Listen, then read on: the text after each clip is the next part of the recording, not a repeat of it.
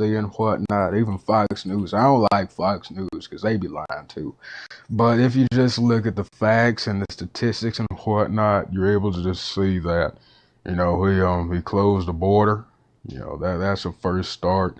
He mobilized ICE to stop all that, crime inside. Like you remember in Colorado when the Venezuela gang was up in there, they got rid of that. Well, I You actually remember don't. that? I actually don't remember that because it never happened. That was denied by the mayor of Denver.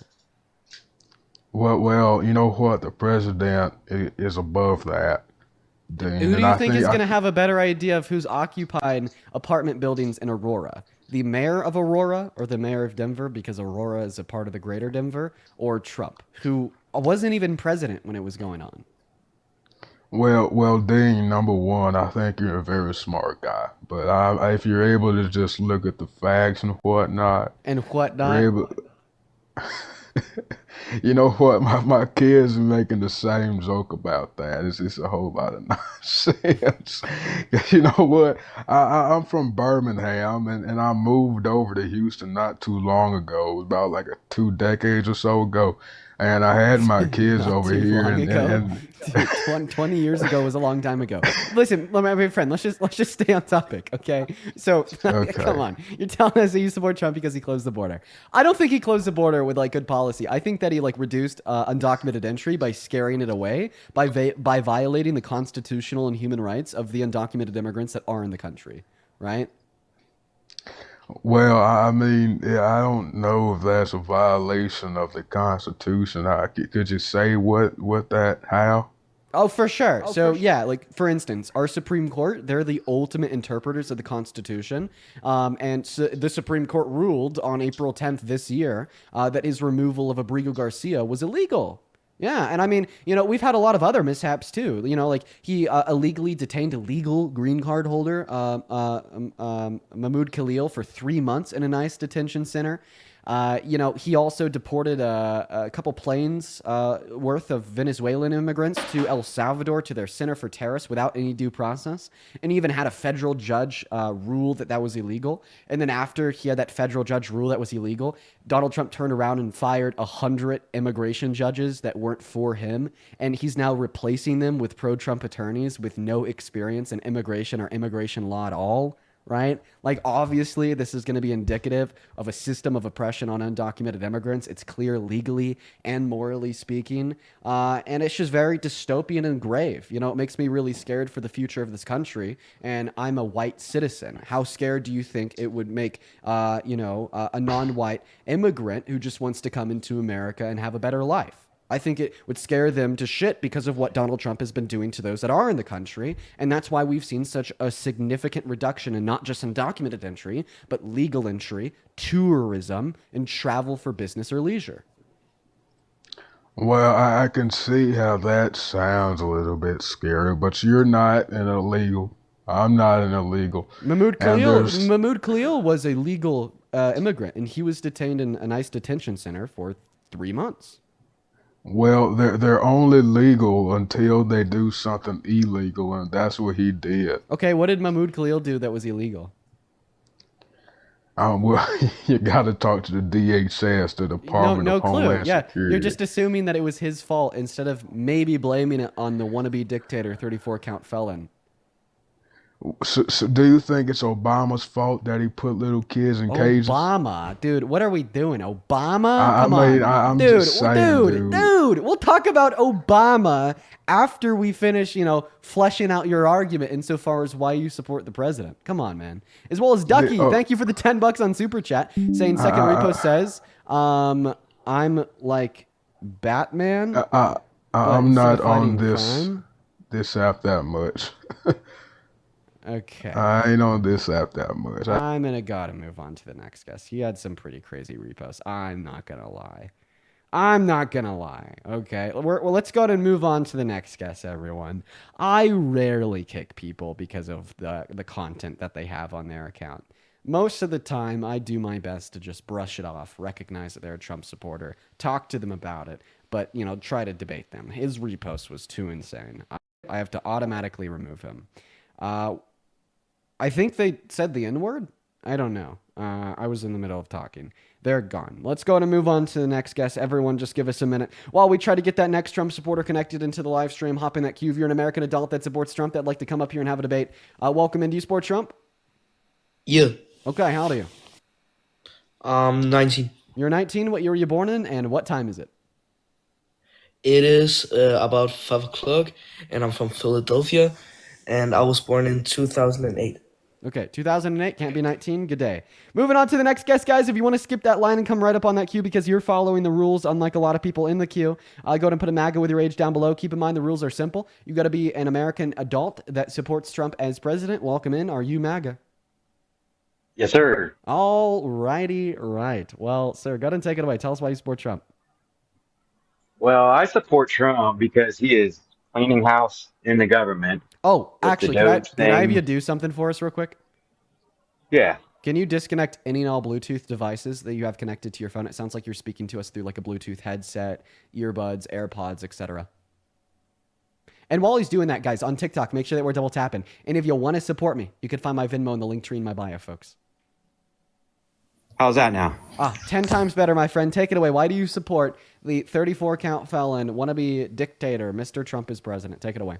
All right. Well, there's a couple things with with the Doge stuff. They uncovered quite a bit of waste, fraud, and abuse in the government, and implementing technology and getting rid of the arcane things that we have going on in the government is pretty helpful. He shut down the border because we've all kind of figured out that the Democrats have kind of lost touch with the American people, and their voter base is kind of fleeing them. So they were importing illegals and trying to work their way into citizenship so they can get some more voters. And, that didn't work out so well. Okay, well, you made two drastically incorrect claims. We'll talk about them both. First one, you said that Doge has been finding a bunch of fraud by Democrats. Is fraud illegal? Certainly. Then why haven't there been any arrests made? That's a good question. Can you answer it? Because obviously the fact that there hasn't been any arrests made or any recommendations to the DOJ to make an arrest on behalf of the frauded Democrats that Doge has uncovered probably proves your theory false. Well, I mean, you can cherry pick fraud out of all of it, but what about waste and abuse? Do you not think there was any of that? We'll talk about those two next after we finish talking about fraud. Do you have any evidence of fraud or any arrest? I'll give you that one. I'll give you that one No? because I don't have evidence. Okay, but now what about the waste and abuse? What waste and abuse has Doge got that you think has made this country better? Let's hear it. Just one thing that came to mind was the paper, the government paper facility that they were still filing. For government retirees, they were still filing everything in paper, and they had this giant facility, and it took 6 months to do that. And okay, filing in paper. Okay, well, I mean, I don't know. Paper filing, it's preferred by a lot of older people. You're talking about retirees, makes sense. I think that should be an option. I don't know if that's waste or abused. I mean, like hopefully in the next couple generations, we'll have even, the older Americans wean off of preferring paper. But, for now, it's something they prefer. We should probably provide it to them. I'm fine with that. That's how they do I their just like how they're going through all the different departments and figuring out what's not needed and getting rid and retiring a lot of, career government employees. And It's been quite a bit. Right. Well, I mean, how much has Doge cut so far? It was up in the billions. It kind of dropped off. No one really talks about it anymore. So well, it dropped off because Elon left the government because he didn't think that the Trump administration was heading in the proper direction of reducing our debt and deficit. So you just told us that Doge. If you'd allow me to finish speaking, you just told us that Doge has cut a couple billion. Okay, well, I don't know. What was it? A month and a half ago when Donald Trump signed the big beautiful bill into law that spent $4.5 trillion. Those are two different things. What are you talking about? Well, they're related in the sense that you're telling us the Trump administration is doing a good job at getting rid of the waste to reduce our government's expenditure, but they just spent more than the Biden-Harris administration did in 4 years, including COVID-related expenditure, in like 2 months on one bill.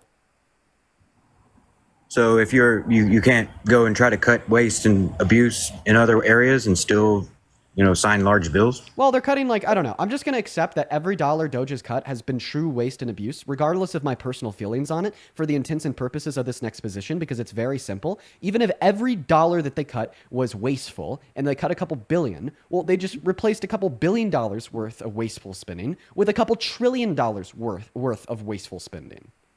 Are we still not billions ahead, even though? No, we're trillions behind. I mean, do the math in your head. Okay, they cut a couple billion, and then they replace it with a couple trillion, meaning that we're trillions of dollars in the red. It's simple math. Sure. But if we were to have signed another bill in the same with several trillion, and we hadn't made any of the Doge cuts, then we'd still be billions behind. Okay, but if Kamala Harris was elected, we didn't do any of the Doge cuts, and we didn't sign the big beautiful bill into law, we'd be trillions ahead. No, we wouldn't. We still wouldn't have had Doge, so we'd still have higher corporate tax rates, and we'd still probably sign a giant bill. My friend, this is just simple mathematics. I don't know how to make it any more simple for you. Doge cuts a couple billion, but the big beautiful bill signs in a couple trillion. Okay, so if we take the Doge expenditure and then we take the Doge cuts and we subtract the Doge cuts from the expenditure on the big beautiful bill, we are still trillions of dollars in the red because of the Trump administration. So then when we compare the trillions of dollars we are in the red because of the Trump administration to the projected expenditure from the Kamala Harris administration, that was like what? I think the CBO told us literally $2.1 trillion compared to over $8.5 trillion. We see that there's a big difference between the amount of debt that they would have put into the government and that Kamala Harris would have come out significantly on top of where Trump is today and where the CBO projects he'll be by the end of his term. Right. And I mean, like in all reality, I could give you the projections about overall expenditure from like both of the two administrations, like Trump's current administration and what Kamala Harris's administration would be spending as she is president today. But I mean, I hope the real like convincing part is the fact that in Donald Trump's first 4 years, he spent $8.6 trillion. In Biden and Harris's 4 years, they spent $4.6 trillion. And now in the first 200 days of Donald Trump's second administration, he's already spent over $4.5 trillion. He's a big spender. He has called for a termination of the debt cap. He doesn't care what he's doing to it. He just wants to do whatever he wants. Well, you asked me how I supported Trump, and I brought up the Doge cuts and everything, and you somehow weaseled in this big, beautiful spending bill, which I didn't even bring up. Well, it's not weaseling in irrelevant data. It's looking at overall expenditure of the administration. Well, I mean, you can look at that, but you can also look at what's coming in. If they're cutting waste, fraud, and abuse everywhere we go, and the numbers growing by the day, billions are coming in through tariffs. So now you're telling us that we say, there's $1 trillion. Now we've gotten even more dystopian because now you're telling us that we are going to pay for the $4.5 trillion worth of debt created by the big beautiful bill, which according to the Center on Budget and Policy Priorities reduces the after-tax income for the average American and everybody below them. Meanwhile, it increases it for the top 1% of income earners. So it's basically taking money from poor people and giving it to the rich. And we're going to pay for that bill through tariffs, which raise money through a regressive tax on the poor.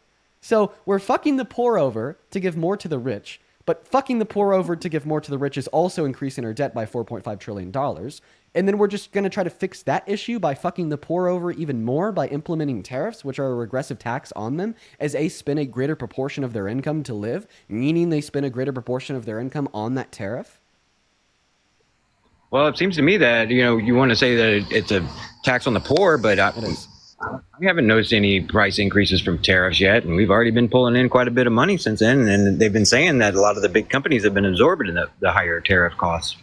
Swearing, thank you so much for the level up spark. So in some sense, we have seen some companies attempting to absorb the tariffs because they think they'll be short-lived, as they've proven to be already, as well as tariffs can impact intermediate facts of the supply chain, such as making the equipment to produce the goods significantly more expensive. So we would expect inflation to be delayed in that circumstance. But I mean, even if they're attempting to absorb it right now, that's still hurting the economy. Maybe this is why our GDP went down in the first quarter and why 52% of companies in the S&P 500 reported lower profit margins in the second quarter, right? But at the end of the day, these companies will not be able to absorb these tariffs. If the big bad corporations are absorbing the cost and the poor people aren't feeling that, well, wouldn't you say that's a win for the poor? Well, they won't be able to absorb the tariffs because these big bad corporations operate at an average profit margin of between 4 and 6%. Meanwhile, these tariffs are like 35%. It's physically impossible for them to absorb the tariffs. They necessarily have to pass it off to their consumers if they want to stay in business.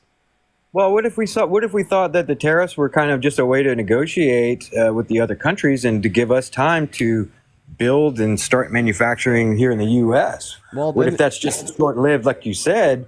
Maybe those go on for a year and a half. By that time, we've already built manufacturing and giant facilities. I mean, we've already seen the billions and billions that are being pouring in to the United States to build ourselves. So what if that's just a... There's actually been billions and billions of dollars that have been pouring out.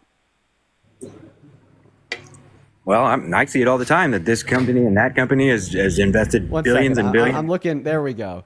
I had to just click through all the images that I have loaded up in stream. So here's going to be a graph. This is coming from the Federal Reserve Bank of St. Louis, and this graph is tracking quarterly investment into American manufacturing. If you want to see the y-axis or the title of the graph, just go on Google and type in FRED investment into American manufacturing. And what we see is under the Biden-Harris administration, we had a massive surge in investment into American manufacturing because of their great economic policy, like the Chips and Science Act, like the infrastructure bill, etc. But then when Trump won the election and went stagnant, and then for the first 2 financial quarters of this year, it's gone down, right? So, I mean, I think this theory that Donald Trump is being able to negotiate with these other countries and pour money into American industries is obviously false when we just simply look at the amount of money that's been put into American industries in the last 250 days.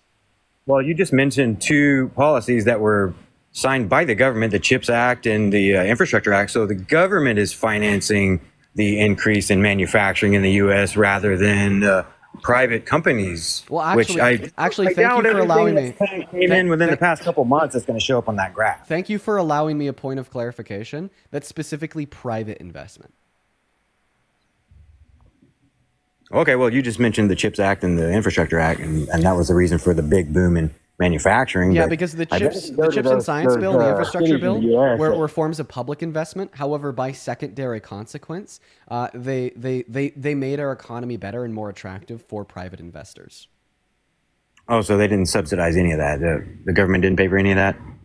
You're misunderstanding me. So they had public expenditure that was being funded and put into things such as infrastructure, or being funded and put into things such as chip production. However, that's not the data that was represented on the graph that I just showed you, because the data that was represented on the graph that I just showed you was specifically private investment. So that was specifically the increase in private investment that followed the increase in public investment. Okay, but you still agree that there was public investment for that?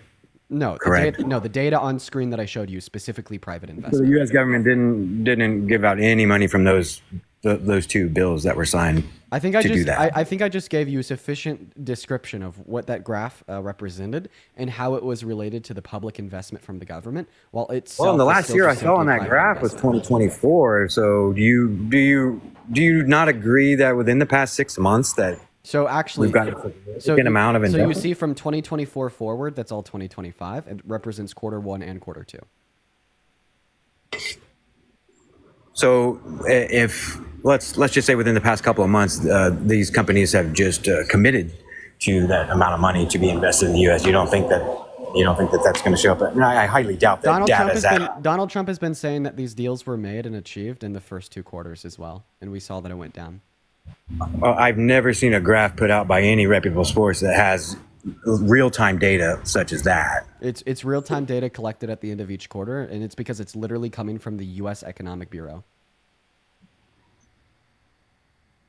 So you don't agree that there's been quite a bit of investment coming our way due to the fact that they've made progress on the tariff negotiations, which have put U.S. in a better position to manufacture here rather than import? Overall, we've lost more investment than we've gained. That's represented in the data. You can't contest the data, my friend. Like you're trying to make a rhetorical argument to describe why the data is wrong, but that's impossible to do. Regardless of the way that you frame or phrase your words, it's not going to change the data. That's fine. I mean, I highly doubt that data is that accurate and that quick. I mean, it just... Right. Exactly. This is the point where you start treating Trump as king. Trump is the perfect, all-knowing, all-good God that is always right and never wrong, to the extent where you're willing to trust the pro-Trump propaganda over the economic data. It's sad, right? But this is definitely one of the very common byproducts of the MAGA cult, where you no longer let reality dictate what you believe. You let what you believe dictate reality. All right. And that's why like so many of these debates go unproductive and don't come to any natural end. It's because I could give you all the reason in the world to demonstrate and prove that you're wrong. But if it contradicts what you already believe and you feel comfortable in knowing, quote unquote, then you'll reject it. Like right now, you're rejecting economic data accepted and propped up by the feds, the Federal Reserve private banks operating under the feds, the U.S. Economic Bureau that is currently ran by Trump, by the way, all because you want to have this hope in suspended belief that the Trump administration is doing something that is good and they are getting more money invested into our economy, because changing your mind would not only make you feel uncomfortable, but it would also contradict a lot of what you've come to know about who you think Trump is. No, we all just know that we've seen the commitments come in, and obviously it takes quite a bit of time for that to get moving and to get done. So just because there's been a slight downtick in investment in that data doesn't mean it's not in the works.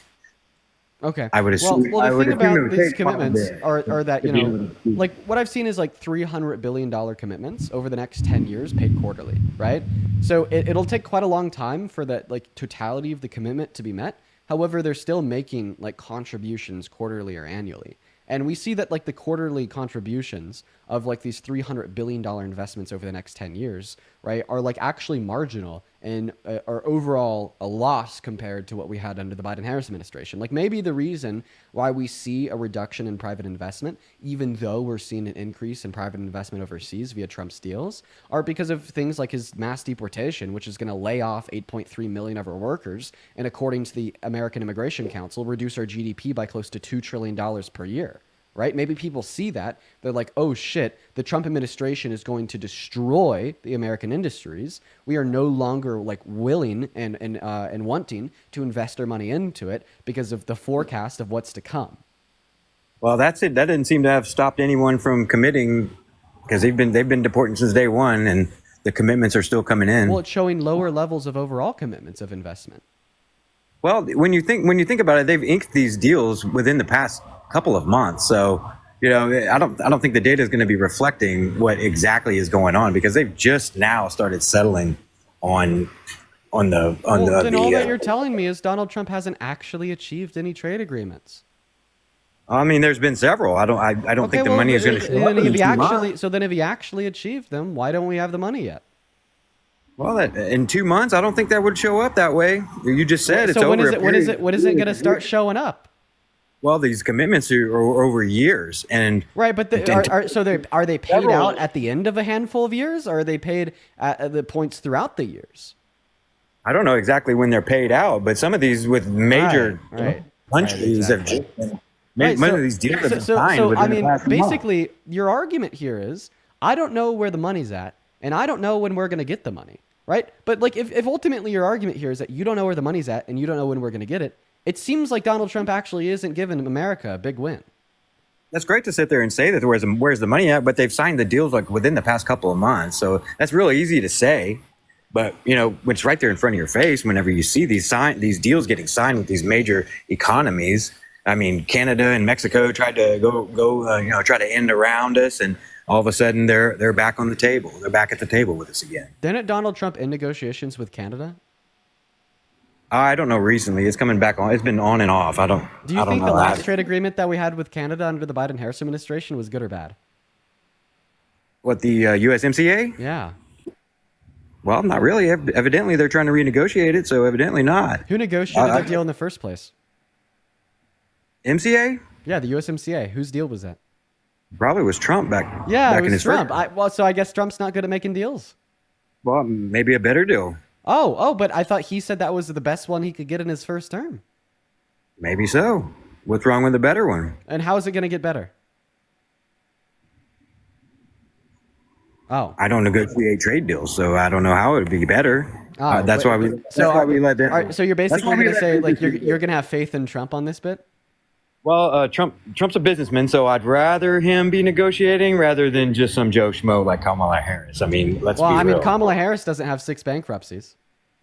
Well, she doesn't have a business either. Right. Well, seemingly she did better with the negotiations. Like for instance, she Yes, negotiated millions of expenditure and dollars funding. She as a negotiated public. expenditure and funding to Ukraine under their administration. But then Donald Trump bought the Russian propaganda that giving money to Ukraine was a bad thing. So his first day in Wasn't office. Kamala Harris able Would you to like me stop to? the whole thing from starting? Would you like me to? Would you allow me to finish here, my friend? If Harris was competent, we wouldn't even have a Ukraine-Russia war right now, were we? Explain that point to me. What's the argument? Didn't they send her out there to keep that from getting started in the first place? I don't think so. Could you give me any evidence to indicate that's true? That's just what I know to be true. That Okay, well, if you know sent it to her. be true, then you probably have evidence for it, right?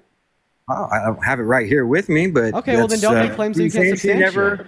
Wait, Are you saying Kamala Harris never went out there? Are you saying that you don't have any evidence for your claim? Because quite frankly, if we could just say things without any evidence to back it up, well, then I will just say that Donald Trump's incompetence started the war, and you have no argument against it, even though I don't have any evidence. I'm just simply operating on the same wavelength you are. President when it started. Neither was Kamala Harris.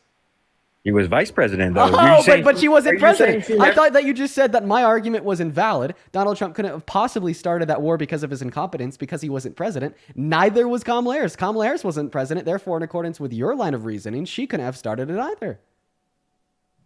Come on, Jord.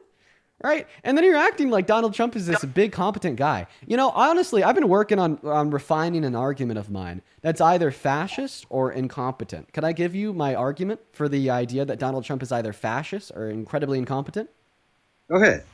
Day one, he signed Executive Order number 14160 into law. That took birthright citizenship away from the children of undocumented immigrants. If you simply read the 14th Amendment, it is very clear that they have it, meaning that he either wanted to play authoritarian and belligerently, knowingly contradict our Constitution and take constitutional rights away from those that have them, or he's very incompetent. Which one is it?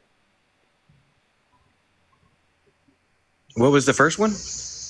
A wannabe authoritarian, where he's circumventing the powers vested in Congress to change the Constitution, and circumventing the powers vested in SCOTUS to reinterpret the Constitution, and circumventing the Constitution in of itself because it explicitly guarantees these rights. And he knowingly violated that when attempting to illegally take these rights away, making him a wannabe authoritarian.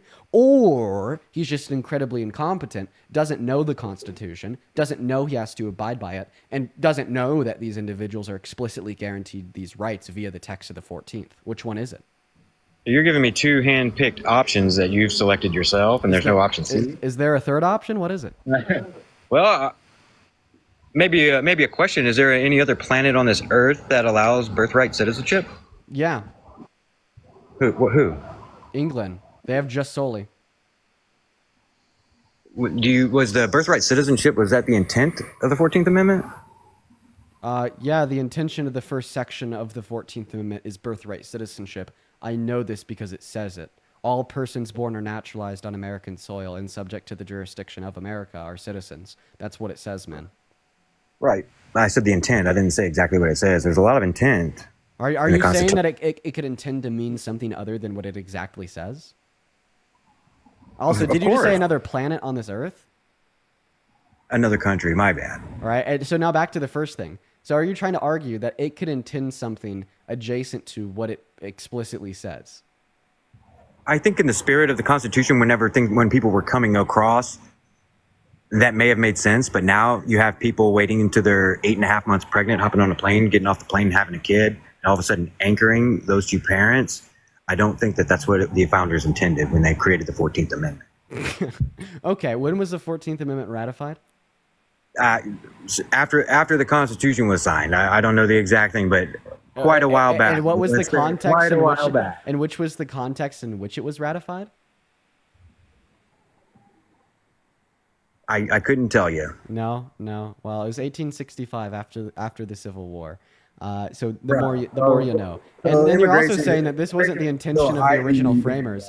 Well, did you know that SCOTUS has repeatedly upheld rulings that undocumented immigrants have protections under the 14th Amendment? They do, but there are also several other laws that give the government power to deport anybody they want. I never said that they have protection against deportation. I said that they have certain protections such as birthright citizenship or equal treatment under the first section and third section of the 14th Amendment. right? And SCOTUS Right. has like repeatedly ruled this. Like for instance, in Back when the 14th Amendment was ratified, in 19 were there any in- social programs that oh my would? God. Thank you. I'm trying to finish here. So in 1989, we had a SCOTUS case. It was called Plyer v. Doe.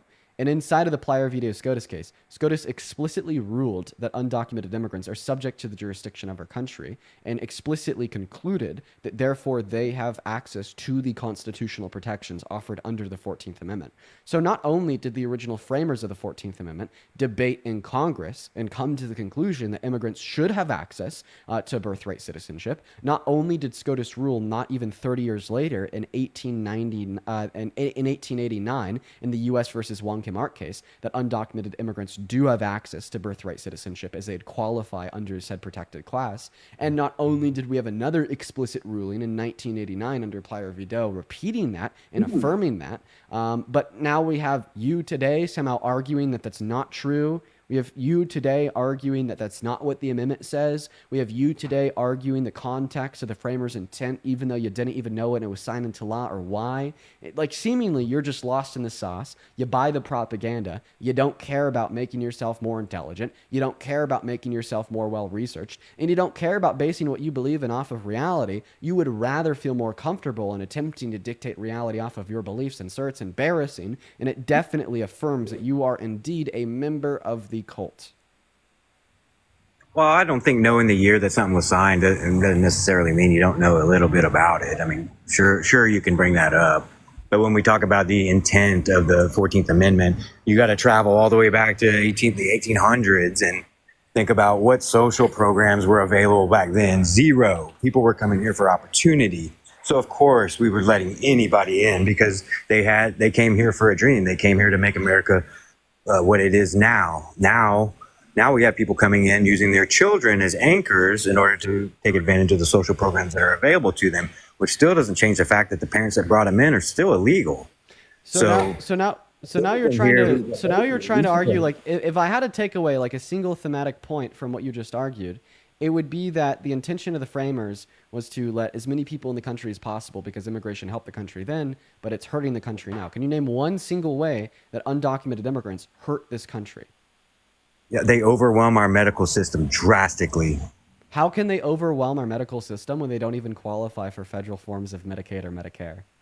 Because when anyone walks into an emergency room, they have to provide care to them. They don't So have. it's not the medical system; it's emergency rooms. So are you telling me that they'll go to emergency rooms for non-emergencies that will be emergencies in the future because they can't qualify for any form of health care? Well, then maybe we should give them a pathway to residency or citizenship, give them health care, so then they won't be specifically overwhelming emergency rooms with legitimate needs. So the taxpayer can just pay for their health care rather than just sending them back. When you say taxpayer, do you mean the $100 billion per year in taxes that undocumented immigrants themselves pay? No, I'm talking about the billions of dollars that the government has to pick up the tab for. Oh, for the billions of dollars move. that they have to pick up the tab for. So you're suggesting that they take more out of the system than they pay into the system. Do you have any reason to believe that? Do you have an argument for that? Could you demonstrate to me any empirical fact to prove that you're right? Well, I don't have to. We're just talking here, but it's a fact. That. Well, you can't just I'm not assume assuming things anything. that, well, if it's not an I'm not assumption, then assuming you have anything. reason to believe it. I talk to plenty of people. I have plenty of people in the medical fields, and they all say the same thing. If you were to go down to South Texas and go visit a hospital nearby there, you'll see what it's full of, and it's people just going to the doctor to The point that I'm specifically asking you to demonstrate is true is that undocumented immigrants take more out of the system than they pay into the system. We know from the IRS that they pay over $100 billion per year in taxes, which means you think they take out more than $100 billion per year in taxpayer-funded programs per year. And I'm asking you for a reason to believe that. How do they pay into taxes if they're not legal and don't have a social? Great question. Through the use of ITINs or individual taxpayer identification numbers. In part, you could thank Obama for that. Oh, you can get an ITIN when you're completely undocumented and illegal? Yes. The IRS wants anybody and everybody working in this country to pay taxes. And in fact, if you steal a car, then according to the IRS, you actually have to report its appraised value and pay taxes on it. So yes, if you're an undocumented immigrant in this country, the IRS expects you to pay taxes if you are working and gives you a way to get it done through ITINs. Yeah, well, I'm from Texas, and there's quite a bit of non-ITIN holders around. So the fact that if you're asserting that every illegal comes across here and gets an ITIN. You're making my argument stronger and you don't even know it. Your argument is that, okay, Dean, I can't prove you're wrong when you tell me that $100 billion per year in taxes are paid through ITINs, but it just seems like there's still yet a lot of undocumented immigrants that aren't paying taxes through ITINs. Wow, well, guess what? I agree with you. There is a larger amount of undocumented immigrants disproportionately compared to citizens that will work and not pay taxes because when they do pay taxes, they can't claim a federal tax return or claim any federal benefits. So if we were to give them a pathway to residency or citizenship, even more of them would pay taxes without any material change in their employment, meaning that we'd very quickly go from them paying $100 billion per year in taxes to more than $100 billion per year in taxes. Do you see how your point there actually made my argument stronger? Not really. Not really? You don't see how a simple shift in the residency or citizenship status of a group of people that are already working will cause our government to make more money without any material change in their employment. Well then, sir, you are telling me that you don't care about the economy at all, you don't care about government revenue at all, and you don't care about a surplus of money that we could use to turn around and spend on the needs of low income or median income Americans. I mean, at the end of the day, you don't care about what you're preaching, okay? Right? Well, you're talking You're talking to try to paint undocumented immigrants as a group of people that are bad, that don't provide to justify their removal. But then when you're presented with the reality that you're wrong, they're economic providers and they make this country significantly better, well, then you don't care. So which one is it? Do you or do you not care about the economy, sir?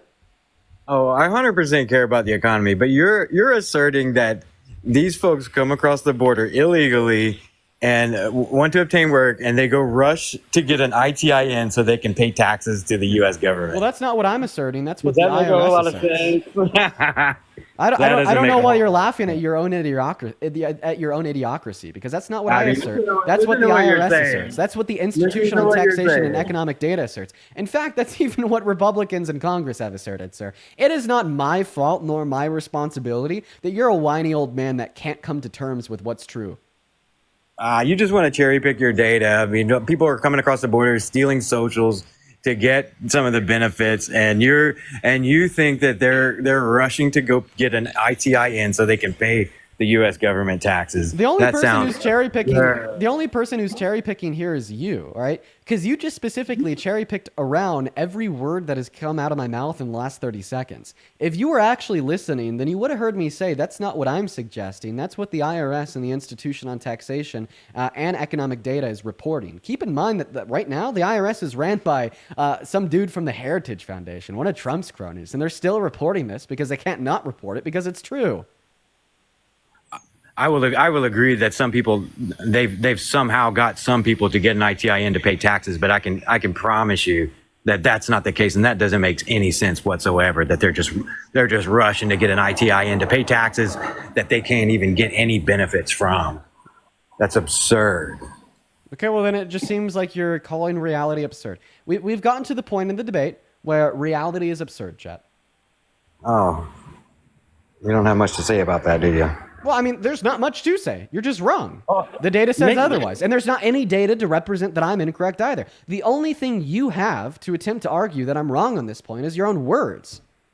So your data equates to every illegal alien that's in this country. So now they're aliens because you're starting to get pissed. Come on. Our government has already been doing so much to take their humanity away by saying they've all just escaped prisons, mental asylums, and the deranged lunatic criminals. I say we give a little bit of their humanity back by at least referring to them as people, right? Not I'm sorry, illegal people. I'm sorry. I'm sorry about undocumented immigrants. Now, where do we go from here? Because let me tell you. Let me tell you where we're at right now. Where we're at right now is I'm giving you data that is reported by the IRS, that is run by Donald Trump's cronies, and you're giving me nothing. Obviously, I'm right. Don't interrupt me. Don't interrupt me. Obviously, I'm right, and obviously, you're wrong. No, you're Tony, saying you have data. You have data that says a couple $1 billion have come in from income tax from undocumented. So now you downplay it when it's $100 billion. But earlier when it was like $3 billion from Doge, it was more important than the $4.5 trillion signed into debt by Trump. Do you see there how you put your own political bias and spin on facts? No, of course. We're both doing it. Go ahead. You're saying that $100 billion that has been collected from undocumented workers equates to Per year. every bit. Per year, by the way. Okay. So is there a way to calculate the billions of dollars that didn't come in from undocumented workers that don't get ITINs? No. Not really. So how is there an argument? You can just say I've got data to back it up, but there's really no data to refute it. Because the argument is that they pay more in taxes than they drain. I highly doubt that. So maybe the workers that so then are how paying much taxes, how much does our maybe government the workers that are, how much but does our government spend on undocumented immigrants per year? I don't have the number in front of me. Okay, so then why do you highly doubt it? Oh, you look at reality. You can't look at reality and just common sense your way to like complex macroeconomic conclusions. You can't just like look at reality, and commonsensically like account for how much Medicaid spends on uninsured people in the emergency rooms per year, then account for how many of them are undocumented immigrants, then account for red states that offer no state benefits to undocumented immigrants, while also accounting for blue states and the specific benefits that they only offer to undocumented immigrants. You can't just look at reality and common sense your way to these conclusions, sir. Like, with all due respect, you couldn't common sense your way into tying your shoes. So I don't think that you could common sense your way into this either. You confused countries for planets earlier, but now you're telling me that you could intuitively reason your way to conclusions that people have spent their careers gaining the ability, know-how, and skills to do. You don't have data for the revenue that's not coming in from undocumented workers. I know, I don't. So what do you do? Wait, You don't actually, have that data? we actually do have data that's coming in from the revenue of undocumented workers that don't work over the table. That would be represented within their total GDP contributions as calculated and estimated by the American Immigration Council, putting them at about $1.1 trillion through $1.7 trillion provided into our GDP when we account for the taxes that they pay, as well as the profit that is extracted off of them by their employer, and their direct contributions to the GDP as well. So, in fact, we do have the data, sir. It comes from the American Immigration Council. If you want to go read the report, feel free to go look it up. How do you know who they are? Go read the report if you want it. I'm not going to entertain your bullshit questions any longer about the specifics due to the fact that you have been able to give me a source for one claim that you've made this whole time. And this is purely out of my own pettiness. Right? I will not be ridiculed and criticized for specifics and facts when you haven't been able to provide one source for one claim the whole time you've been up here. Oh, also, Parker, thank you for the $53 over on Venmo. Thank you so much for the love, Parker. You were so incredibly kind. Let's get 530 W's in the chat for Parker. Parker says, today's my 32nd birthday, and since you're about to be 21, I added them together to give you $53. I hope that you have a great birthday. Thank you so much for the love, Parker. Yes, my birthday is literally the day after tomorrow, so that is incredibly kind of you. Thank you, thank you, thank you, about 1 billion times over. Everybody, please show some love to Parker down below, as well as Lion with the $10 over on Venmo, saying Australia has birthright citizenship. Sure, plenty of countries do. Thank you for the love. Thank you so much, Lion and Parker. If everybody watching right now could show some love to Lion and Parker down below, that'd be so incredibly kind. And then once again, if you want to support me, you could actually find my Venmo in the link tree in my bio on TikTok, as well as in the pinned message of the YouTube stream. I'm also going to preemptively add my PayPal back. It's not completely unrestricted. However, they did give me my access back to receive donations in today, as well as I got an email saying that they're working on completely unrestricting the account. So that's enough trust. So feel free to support me on PayPal if you'd like. Just know that it's a little bit safer over on Venmo for right now, but I appreciate you guys so much. As well as Zoe, thank you for the $5 on Venmo. Thank you so much for the love. I'm actually not going to read your message off. The only reason I don't want to read your message off is because I don't want to put them at risk.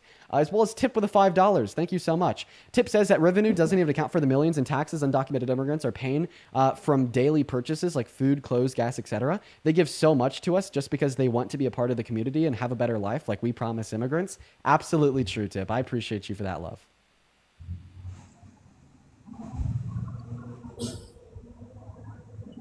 Doesn't look like our guest has much else to say. I have one last question for you, sir. Are you ready?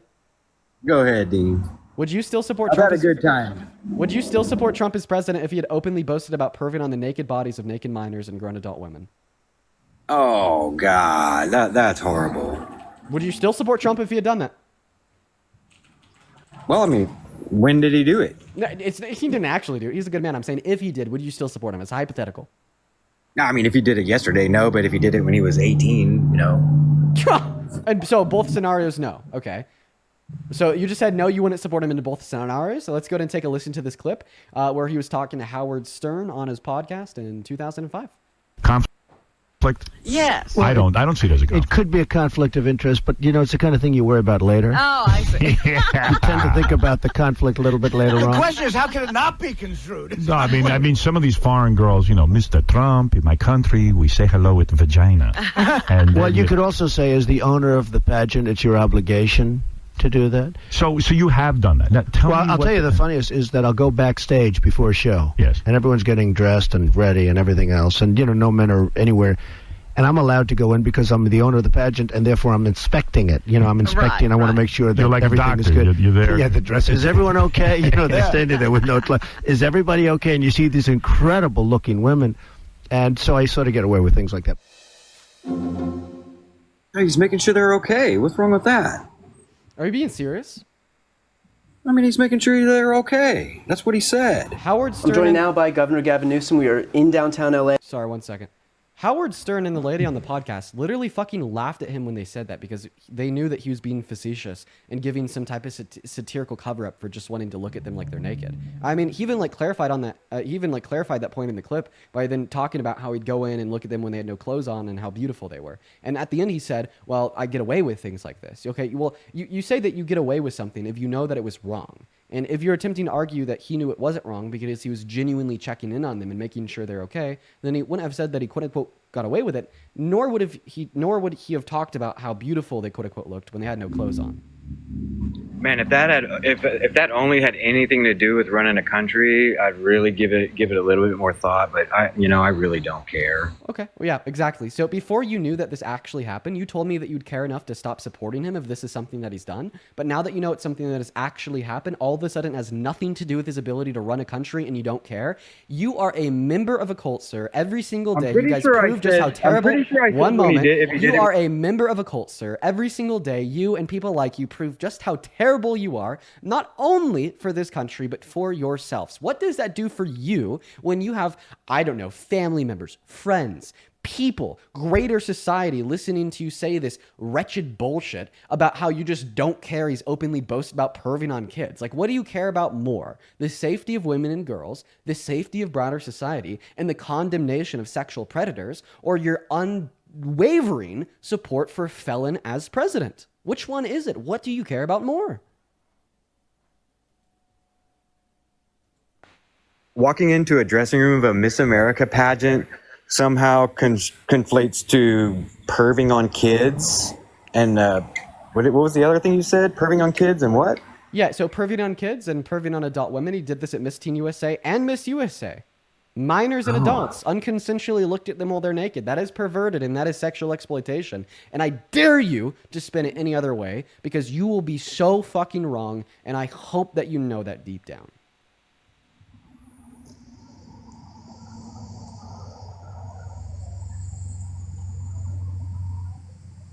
That's what I thought. That's what I thought.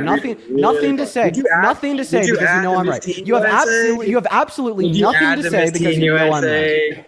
When they were talking about the Miss America pageant, you just added on the Miss Teen USA to make your point sound a little bit better. We have people that were contestants at Miss Teen USA testify to the fact that this happened to them. Not to mention, in the clip, Howard Stern begun the conversation by talking about girls. So if he had done something inappropriate and illegal, something would have happened, right? If someone testified, if it was illegal. Your suggestion fails because it's not if he did it; it's that we know he did it because he told us he did it. Right. They were talking about the Miss America pageant on the Howard Stern show. No one said anything about the Miss Teen USA. Okay. I've already given you my reason. I've already given you my reason to believe that he's done this to contestants at Miss Teen USA. And also not to mention that in that clip, nowhere does he specify Miss America pageant. But assuming that you're right, and this was specifically in the Miss America pageant, and this was only happening to women, well, then why would it be any better? Right? Because it was still unconsensually. It was still without their permission, making it sexual exploitation. Sexual exploitation, how? Because he was looking at them while they were naked without their consent. Oh. Well, I don't know what to say about that. I mean, you're just trying really hard to make it bad. So if it was really bad and it was so illegal and he was a predator and exploiting people, man, something probably would have gotten done by that. Do you think that it's sexual exploitation to look at a woman naked without their consent? I mean, if I walk into a room and there's a naked woman standing there, what do you want me to do?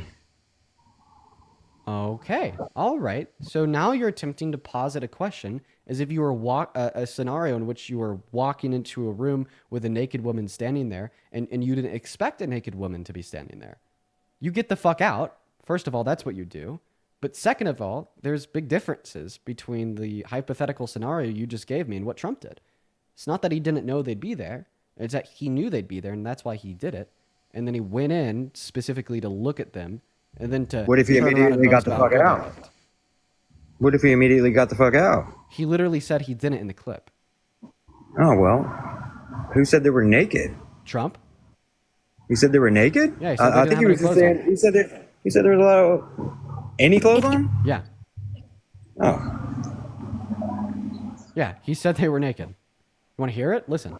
As the owner of the pageant, it's your obligation to do that. So you have done that. Now, tell me I'll tell you the funniest is that I'll go backstage before a show. Yes. And everyone's getting dressed and ready and everything else. And, no men are anywhere. And I'm allowed to go in because I'm the owner of the pageant, and therefore I'm inspecting it. I'm inspecting. I want to make sure that You're like everything a doctor. is good. You're there. Yeah, the dress. Is everyone okay? They're standing there with no clothes. Is everybody okay? They're standing there with no clothes. Is everyone okay? They're standing there with no clothes. Sounds like he said they were getting ready, not naked. He said they were standing there with no clothes. If you have no clothes on, are you No, naked? he said they were getting dressed and getting ready is what he said. Okay, so we've gotten to the point where you literally deny reality. So I don't know if there's any way out of this. You played the clip thinking that I was going to hear something. I want you to quote him word for word after I play this clip. And therefore I'm inspecting it. I'm inspecting. I want to make sure that You're like everything a doctor. is good. You're there. Yeah, the dress is. I want you to quote the next sentence that comes out of his mouth. Are you ready?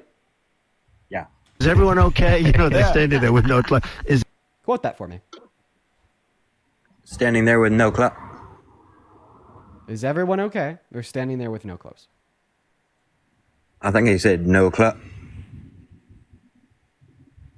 Okay. I didn't hear the whole word. What's a clothes? Clothes. I don't know. Are you going to finish his sentence for him?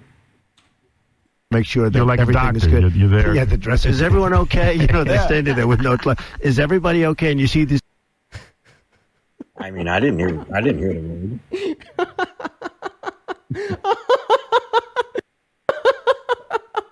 Get the fuck out of my live stream, you disgusting POS. I am so sorry. I am enraged at that. I am so enraged at what a clown that man is. That boy. That What's up, bro, man? that Bitch. boy is. What's up, bitch? Hey, what's going on, man? How old are you? I'm 25. What's up? On a scale of 1 to 10, how emotional are you today? I do math. On a And scale I'm gonna rape your mom. Okay, we're gonna go to Cookie and move on to the next guest. Hop in that QView Sport Trump. So, I mean, yeah, you guys see the type of Trump supporters we got today, the type of people that support Trump.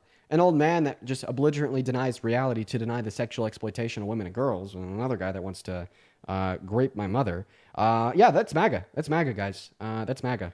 It is. Live in front of 13,000 people. You get to see who MAGA truly is. Welcome in. Do you support Trump? Okay, looks like they're leaving. We're going to go and kick them off and move on to the next guest. Up in that queue, if you support Trump, we'll happily get you loaded into the live. We got American Edits joining as we speak. Just make sure if you're in that queue, you're an American adult that supports Trump. What's up? Are you MAGA? Oh, yes. All right, how old are you? 23. Okay, and what time is it? 5:47. And what state are you in? The state of New Jersey. Okay, and name 3 cities in New Jersey. Hoboken, Wayne.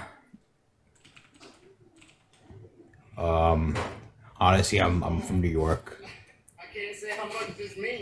Okay, I'll believe it. Could you please do something to mitigate the background noise, though? I'm going to mute you just for a second so you could do something to mitigate the background noise. While you're doing that, I'm also going to thank a handful of people. Christina, thank you so much for the $50 over at Venmo. Let's get 500 Christina W's down below in that comment section for the $50. That is incredibly kind of you. Thank you so much. Thank you, Christina. Thank you, thank you, thank you. Christina with a $50 says, keep up the good work. This Gen X mom is proud of folks like you and your generation. Thank you so much, Christina. You're such an icon. And thank you for the $50. As well as Seb, thank you for the Galaxy. Then Jake, thank you for the $5 on Venmo, saying proud to be on the right side history. Hell yeah, let's go, Jake. Then Tori with the $2, Kayla with the $1, and Zoe with the $5. You guys are awesome. Thank you, everyone, so much for the love. You guys are very, very kind. All right, go ahead and unmute and tell us why you support Trump. Well, simply I support Trump because he's handling the border very well. Okay, it says you stand with Ukraine in your bio. Does Trump stand with Ukraine? Nah, my account was actually hacked yesterday, so I don't know what that. Don't believe you. Moving on to the next guest. Let's go to get that next guest, Jason, connected into the live, guys. Go ahead and hop in that queue if you support Trump. Keep in mind, if you want to support me, you can find my Venmo in the link tree in my bio chat. I also have my PayPal turned back on preemptively because I think I'll get it back. As well as you can support me over in Super Chat if you're on YT. But I would first recommend to support me through Venmo or PayPal just because I get 100% of the proceeds there. Welcome in. Do you support Trump? Nope, they left. Moving on to the next guest, guys. Go to put a MAGA with your age down below in that comment section. We'll get you loaded up. We got Big V connecting. What's up, Big V? Do you support Trump? Yes, I do. And age, please? I am 18. What year were you born in? 07. Nice. Can you please turn off any and all connected headphones, headsets, AirPods, earbuds, etc.? Yeah, give me a second. All right. While she's working on that, guys, also make sure that we're tapping away in that phone screen. We're awfully close to 1 million likes, and I really appreciate you guys so much for that love. As well as Mark, thank you so much for the $25 over at Venmo, man. Show some love to Mark down below, y'all. Show some love to Mark down below. I really appreciate that from you. Thank you so much, Mark. Show some love to Mark down below in that comment section. While we're waiting on this guest to disconnect their Bluetooth, etc., Mark says, I have respect for everything you do. Keep showing what it means to be a Colorado native.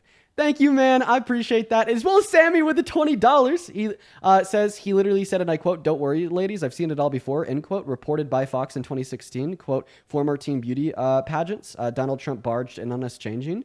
You know what, Sammy? I appreciate you for those resources. Those will be good to bring up in the future when that topic comes up again. Thank you, Sammy. For everybody watching, please show some love to Mark and Sammy down below in that comment section. Thank you, Mark and Sammy. And Big V, go ahead and unmute. Tell us what month you were born in, just to triple check your age, and then if that checks out, I'll let you take it away.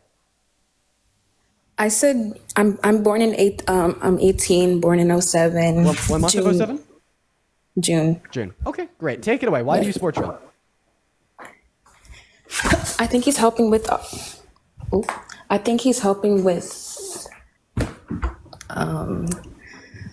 Let's go with financially. I think he's great financially. Okay, you're 18. He's passing. You're 18. Would I be wrong to assume that you make under $50,000 per year as an 18-year-old, if you work at all? I'm supported by my parents, so. Okay, right. So I'd assume that eventually in the next year, 2 years, 3 years, you'll likely go into the workforce, right? Yeah. Okay, and probably a couple months actually. And when you go into the workforce, you're obviously not going to start off by making more than $50K, right?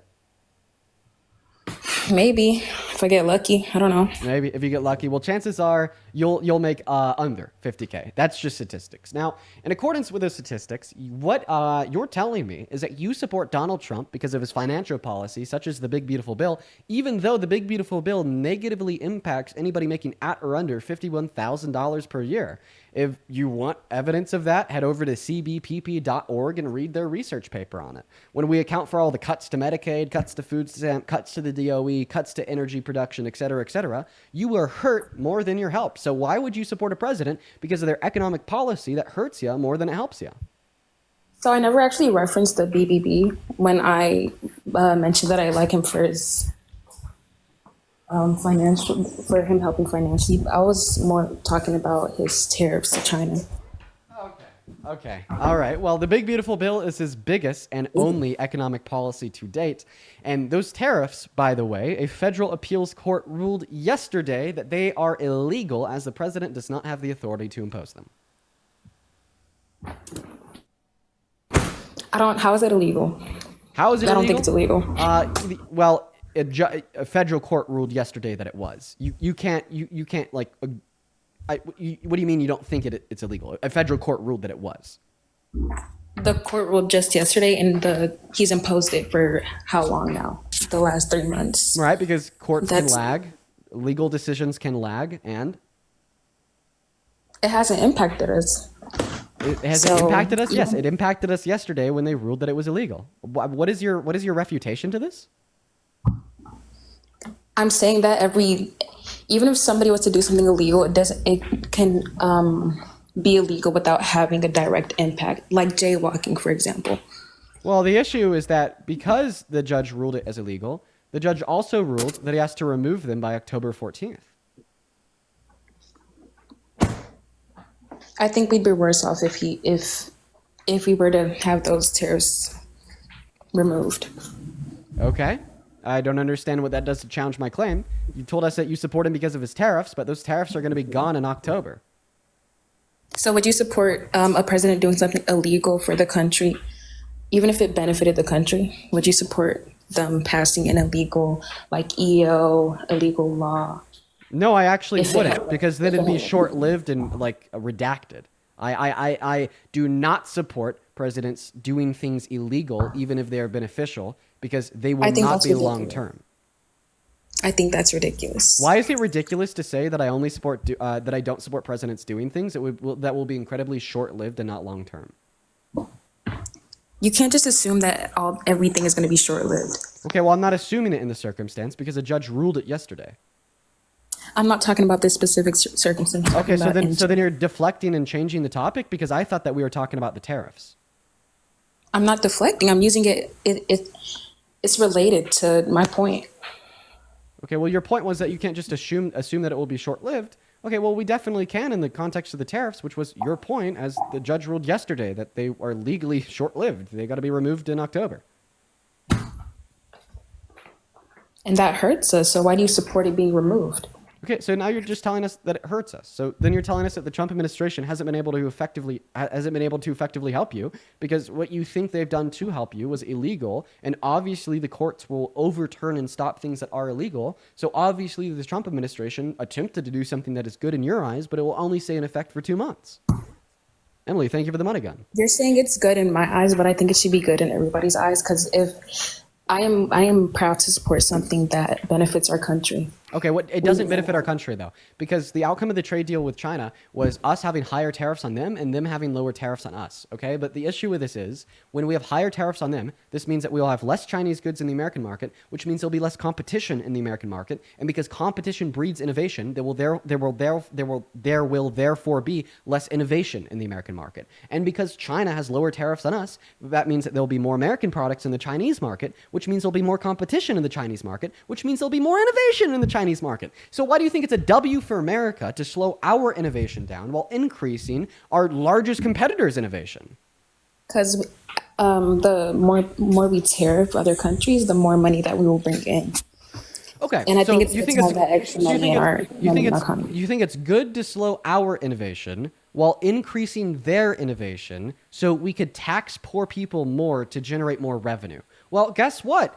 Even if this was somehow acceptable, which it is not acceptable to impose regressive taxes, that additional revenue is literally being used to fund the big beautiful bill, which the CBO tells us will cost $4.5 trillion, which is just setting our economy even further back by taking 10 million people off of healthcare, 3 million people off of food stamps, and effectively reducing the after-tax income of over 50% of income earners, according to the Center of Budget and Policy Priorities. I don't know why I keep circling back to the BBB. Oh, I'll make it clear, because where do you think that revenue is being directed to? Maybe the debt created by the big, beautiful bill. It's not circling back to the BBB. Really? So you don't think that our country's finances are related to one another? If we spend $4.5 trillion there and raise another $1 trillion here, when we would account for the overall expenditure and increase in revenue, we're still in the red? No, and that's not what I'm saying. Okay, well, that's what I'm saying because it's true. Can you prove that? Can I prove?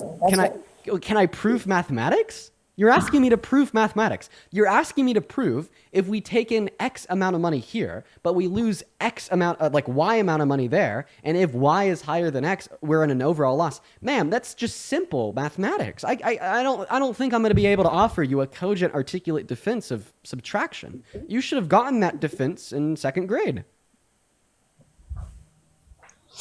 Okay, you don't have to be rude. Well, I'm not trying to be rude. I'm trying to be honest. You're rude to a lot of people who come up here, so it's really not just me. I'm sorry if that came off as rude. You just asked me for an argument for subtraction. I didn't ask you for an argument on that. I asked you for a source to back up what you're saying. Okay, so you didn't ask me for an argument for subtraction. You asked me for a source for subtraction. What are we doing? I asked you for a source that would demonstrate that the point that you made about us, or what was it? If we tariff China, that it would just circle back to American low-income taxpayers. I'm asking you for a source on that. Oh, yeah, for sure, because their tariff on China is 35%. American companies don't offer it at profit margins over 35%. The only way they'll be able to stay in business is by passing that cost off to the consumer. And what would be that amount that the taxpayer would be paying? What would be the amount as that it the relates taxpayer's to, like yearly? Like the increase? I think that Is we had it a a couple significant amount? we had a couple think tanks prior to the election tell us that the average American would be paying an additional $4,000 to $5,000 because of the tariffs.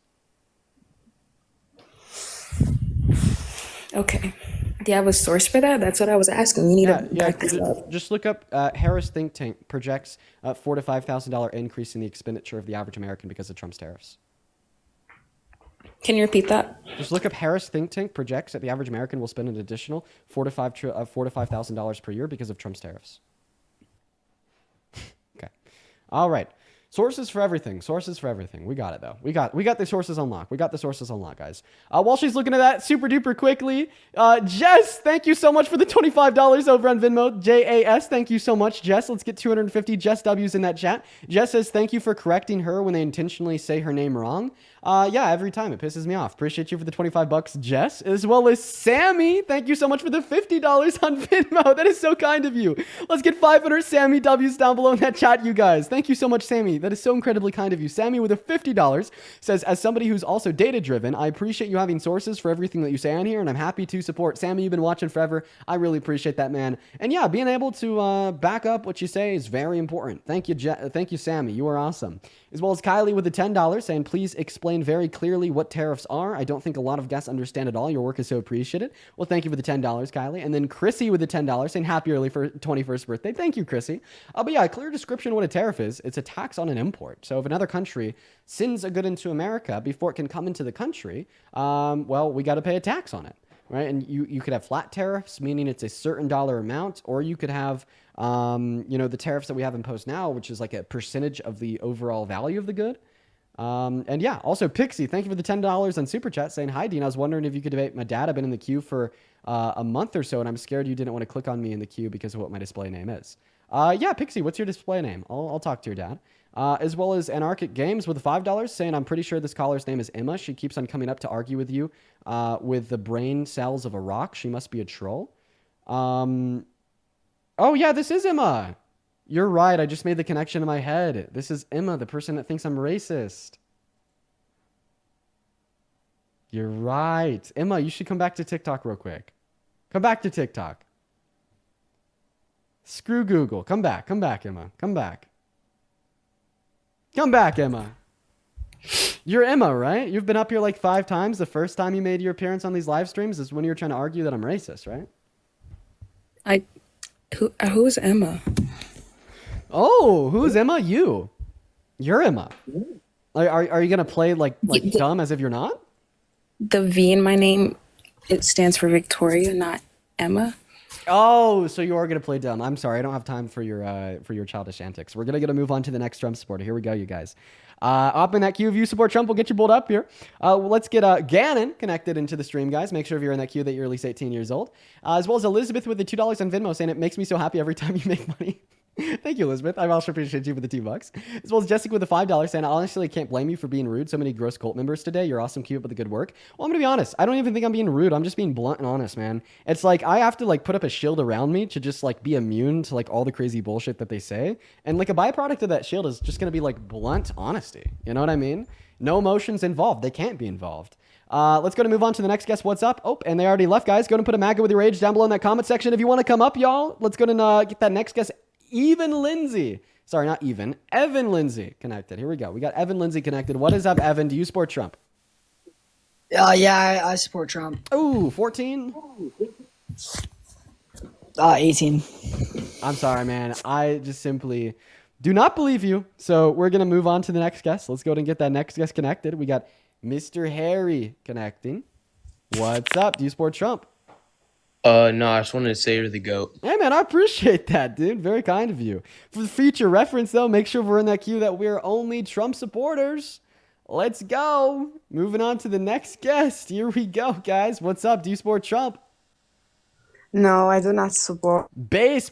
Okay, we got to go very, very, very hard on the rules now. We are going to start banning absolutely anybody and everybody that attempts to join this live that is not following the rules. So everybody, make sure that we are following them, okay? If you are in the queue, you have to be an American adult that supports Trump. If you want to join, there is no workaround for this rule and there's no exceptions for this rule. So please follow the rule. I want to have confidence that whomever I click on in the guest request will come up here and will be an American adult that supports the president. If you are in violation of these rules, you will be very quickly and promptly banned forever. So just don't do it, chat. Allow the stream to be a productive place for dialogue between those that disagree politically, and stay the hell out of that queue unless you are a Trump supporter.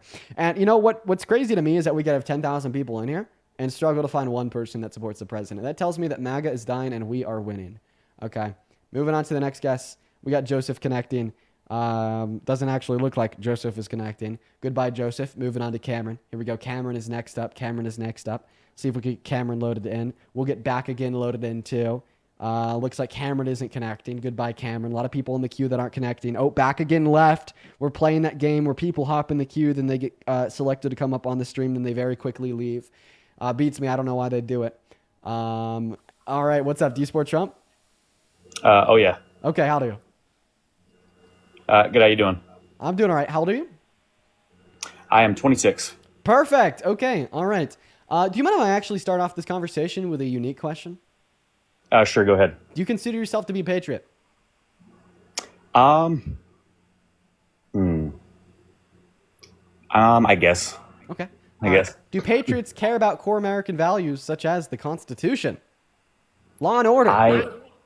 I believe so. Okay. So if you claim to be a patriot and you claim to care about the Constitution and law and order, would you as a Constitution, law and order supporting patriot ever support a president that belligerently violates the Constitution, calls for its termination, wants to play dictator, and just simply doesn't care about your personal guaranteed constitutional rights, liberties, and freedoms? With what you just said, can you just back up your reasoning for all that? Like, I'm just confused. It's a question. Would you ever support a hypothetical president that is, I don't know, like belligerently infringed upon the constitutional rights of those that have them twice? Based on evidence, no. But I mean, is there anything out there that supports that? Or Great. So now you're telling me if there's evidence that Trump has done this, you want to support him? There sure is. Executive Order number 14160, signed in January 20th, first day in office, took birthright citizenship away from the children of undocumented immigrants. It is upheld that they have those rights and protections via the explicit text of the 14th Amendment and rulings from SCOTUS dating back to the 19th century until 1981. And then, I don't know, like 4 days ago, he tried to take away our right to burn the American flag even though that's protected under First Amendment right to freedom of speech per a SCOTUS ruling called Texas v. Johnson, also in the 1980s. So there are two instances of Donald Trump belligerently infringing upon the constitutional rights of those that have them. Okay. Can I be honest with you, Dean? So my whole life I've had, both groups kind of being in my ear. The last couple of years, my friends have been on the far right, kind of in my ear about that. But I used to be on the left. But to be honest, I'm not super educated. I just kind of made a decision based on what people told me to do. So I'm just going to be honest with you. No worries. Well, I mean, do you have anything? I guess I'll let that conversation just die out because you're being honest. You're telling us that you're not educated. Maybe a recommendation that I have for you is to attempt to become educated on those things. It's very important. The country rests in your education alongside the education and critical thought of every other American. But do you maybe have any reasons that you'd like to provide to me insofar as why you support Trump? One of the things that, and I'm not like, I don't have any bias hate against these people or anything, but you know, the whole topic of the trans shooting kind of stuff. I gotta cut you off there, my friend. Feel free to tell us what you want to tell us because I'd love to talk to you about it, but you just can't say trans and you can't say anything related to typical claims about trans people that the right say. It is banned on TikTok. It is considered hate speech in accordance with our TOS. We just can't have that conversation. But I'm picking up what you're putting down about the shooter. And point number one, I think it is absolutely heinous and evil for you or anybody for that matter, this isn't just you, to suggest that this has any relation to their gender identity whatsoever. Trans individuals have lower rates per capita compared to cis individuals to engage in mass shootings, which is killing or attempting to unalive 4 or more people. So the suggestion is pretty insane. Plus, I think that we saw that this individual actually had detransitioned. And this individual was just like mentally ill. I don't know what to tell you. They were ideologically all over the place. You know, it's like they had a flag in their journal about, you know, caring about marginalized groups, but then on the ammo containers and weapons, they had the N-word, slurs referring to Hispanic individuals, slurs referring to gay individuals, talking about how they support the thing that Mustache Man did. They were just completely ideologically all over the place, incoherent, a mess. Okay. For sure. Do you believe within like the last 4 to 5 years, there's been like a heavy presence? I don't know. I thought in like these, you know, these elementary schools, there's like a big LGBTQ presence and they're teaching the kids this kind of stuff. Which I'd have no issue with that. I just feel like with kids as young as they are kind of learning about this stuff, I feel like that's like, when I went to school, I didn't learn about that kind of stuff. So what I'll ask you is for the very specific content / material that is being taught to children in public schools about the LGBTQ plus community that you disagree with.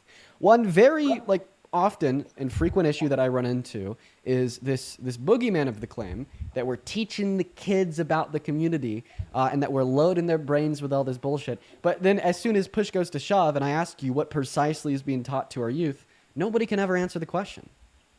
Okay. Well, I have an example, which I'm not sure if it's 100% true. I'm literally just debating. I don't want to argue or anything. My buddy has a daughter, and he said that in the school she goes to, that they are teaching about, you know, that they have books of the LGBTQ stuff and, you know, that one word I can't say and stuff like that, and gender choosing kind of stuff. But you know, I don't have any. That's just what he told me, and he pulled his daughter out of that school. Yeah. But Well, the schools wouldn't teach that you could choose your gender because you can't choose your gender, right? So you can't change or choose your gender, nor your gender identity. It is hard coded into you, and that is the way you are. Now, about gay individuals, I wouldn't doubt it if there's age-appropriate content material taught in some schools about how maybe some people have a mom and a dad, and other people have 2 dads, and other people have two moms. But I think that's completely appropriate and should be taught. Our children should be learning about the world around them in an age-appropriate manner, and that is a fact of the world around them. Okay. Do you agree or disagree on that? I'm not sure. To be honest, like I feel like I don't have a kid. I feel like I'd have to see my kid's reaction to that stuff in school, I guess. But well, I mean, the way that I think about it is when I was like 11, I went to a private Catholic school. I was in middle school at that time. And one of my friends, my best friend at the time, he had a sister who had a boyfriend who had 2 moms. And when I first met my friend's sister's boyfriend that had 2 moms, because I went to a private Catholic school that never taught me about this, and like obviously pushed condemnation upon it, I looked at him as if he was different than me in a bad way. I looked at him and his family structure as if they were different than me and everyone else I knew in a bad way, right? And when like those ideals are socially promoted and taught to our children that this isn't normal, it's not okay, and it's just not something we should really talk about. When children do see that in other children that have parents that aren't straight, well, then those other children get bullied. They get bullied. They get relentlessly bullied. They get ostracized. They get othered. They get pushed out. And we obviously want to promote an inclusive environment in our schools, not just for the mental health of our youth, but also for fostering a good learning environment for our youth, which would include talking about different family dynamics. For sure. Okay. Right. And also, I just want to hone in on that a little bit further. You know, I maybe seen like 2 or 3 people in the chat respond good that this kid got bullied. You literally have adults that were never taught this when they were young. So now they've completely been succumbed by the social programming that it's wrong. And now they're calling for the advocation of bullying children with parents that are gay. Right? Like, that is what happens when we don't teach these things. That is what happens when we don't tell people it's okay. That is what happens when we don't talk about differences in family dynamics at a young age. And that's why it's so important. Okay. For sure. One other question, not to change the subject so abruptly. This one's kind of interesting. You think Trump is on the Epstein list? Is that like a valid thing? Well, I know he's on the Epstein list. DOJ told him he was in May. See, I don't know. And the thing is with this stuff is like all this stuff that's posted on the internet, I can never find like a credible source, like a legit factual source. That's my issue. Go on Google, type in DOJ told Trump was on the Epstein list in May. You'll get a source from the Washington Post. They're owned by the Murdoch family. The Murdoch family also operates Fox News. Okay. All right. Well, I appreciate you for coming up. Anything else you want to go over? No, just want to have a good discussion. So thank you. Yeah, of course, man. You take care. Let's go to move on to the next Trump supporter. Hey, Miss Anthropic, thank you for the $10 on Super Chat. Saying I got bullied for being raised by my grandparents. Books about a kid having same-sex parental unit should at least be the least we do. No, exactly. Children will get bullied for having family dynamics that aren't, like a younger or middle-aged man and woman because they don't know about it. We need to teach kids about same-sex parents. We need to teach kids about grandparents raising them, the adoption and foster care systems at like an age-appropriate level, of course, because it is so important to prevent bullying and to promote inclusivity. But let's go to get that next Trump supporter connected to the live. If you're watching and you like what we're doing here and you'd like to support me, you can find my Venmo, my PayPal, and the link tree in my bio. I get 100% of those proceeds. They go straight to me, and I could give you a shout-out. You could even attach a message that I'll read off on live. Welcome in. Do you support Trump? Yes. Okay. How old are you? 19. 19? It sounds like you're in a bathroom. Is there anything you can do? I am. My girlfriend's in the main room playing Beat Saber. We're in a hotel room right now. Okay, this should work. Whatever. Take it away. Why do you support Trump? Well, I don't really see anything that he's been doing that's really affecting me as a living person. Okay, do you care about things that affect other individuals? I do. Okay, so do you care about like the 10 million low-income Americans that are now taken off of Medicaid? When did that happen? When the big beautiful bill passed. When was that? Sorry, I'm kind of like under a rock recently. I haven't been on my phone much. I believe it was in late June. Late June this year? Yeah. So like a lot of people just like don't have medical care anymore. Like they don't have health insurance. Yep, he defunded it by $900 billion and imposed a work requirement on it. This is kicking off 10 million people and increasing the premiums for everybody else that remains on Medicaid by 75%. Well, then I guess my argument is pretty much shut down, right? Okay, anything else you want to go over? No, that'd be it. Yeah, you take care, man. Moving on to the next guest. Wow, we're running through the Trump supporters today. All right, let's go to get Dan up here. Next guest. Woohoo! Lori, thank you for the $5 on Super Chat. That's very kind of you. Thank you, Lori. As well as Jessica, thank you so much for the $5. Saying my daughter has a girlfriend and this irritates me because she's bullied. People like him are setting us back and we're not moving forward. Absolutely, man. Such a terrible, terrible, terrible thought process. Okay, it looks like Dan is left, so we're gonna move on to the next guest. We got Lee Ham 2.0 loading up. Drew, thank you so much for the $10 over on Venmo, saying check out glsen.org for details on what formal LGBTQ+ education looks like in the 9 states that it's been implemented into. You know what, actually, thank you so much, Drew. I would love to check that out. That is a great resource, and I'm very thankful for it. Thank you so much, man. Show some love to Drew down below in that chat. I appreciate you for the $10 and for the resources. You are awesome. Okay, all right, moving on. Looks like Dan's back in the queue. We'll try to get him back in here. What's up, Dan? Do you support Trump? Yeah, what's up, Dan? Dean. I'm here. You're MAGA? Yeah, I support Trump. Okay. How old are you? I'm 25. All right, take it away. Yeah, just had a question real quick, Dean, if you don't mind. I don't mind. Just was curious to see if you were going to be accepting modern day debates. invitation for you to debate Andrew Wilson in person on the 15th of November, I believe. Probably They not. sent you a tweet. Why not? I mean, I don't know. Modern day debates is seemingly not one of my main priorities, and traveling or hopping on a plane and traveling somewhere for an in-person debate doesn't sound like something I'd want to do unless it'd be one of my priorities. Well, I mean, they offered you $5,000 and travel would be included. I mean, I don't see why you wouldn't want to go. Guess this is my first time hearing about it. Thanks for letting me know. Yeah, I mean, they sent you a tweet. I mean, that's why, like, you know, I came up. I just wanted to ask you, just because, you know, I saw it and I saw, you know, people, you know, tweeting under it, just being like, oh, you know, you won't accept. And I just wanted to ask you, like, I wonder if you saw it or not. Yeah, I mean, well, like I said, modern day debates, they're not like one of my priorities. In fact, they're not a priority of mine at all. And I mean, I could see talking to Andrew if he wants to come here and request up to join the live. I talk to him right now. I talk to him at any point, actually. Well, I mean, you know, he hopping on wants a plane to- and traveling out somewhere isn't something that I do unless it's really important to me. You know, like, I guess like debating Andrew isn't too important to me. If he wants to talk to me, he can by requesting up. But it's definitely not important enough for me to hop on a plane. Now, if you're telling me that they're offering me $5,000, you know, maybe that's a little bit of a different story, and I appreciate you for telling me about it. But about Twitter, I mean, I definitely don't see anything and everything that's tweeted at me by everyone. You know, I definitely get a lot of mentions over there. But anyways, why do you support No, that's Trump? fair. No, that's fair. That was the 11th. That came up. I saw.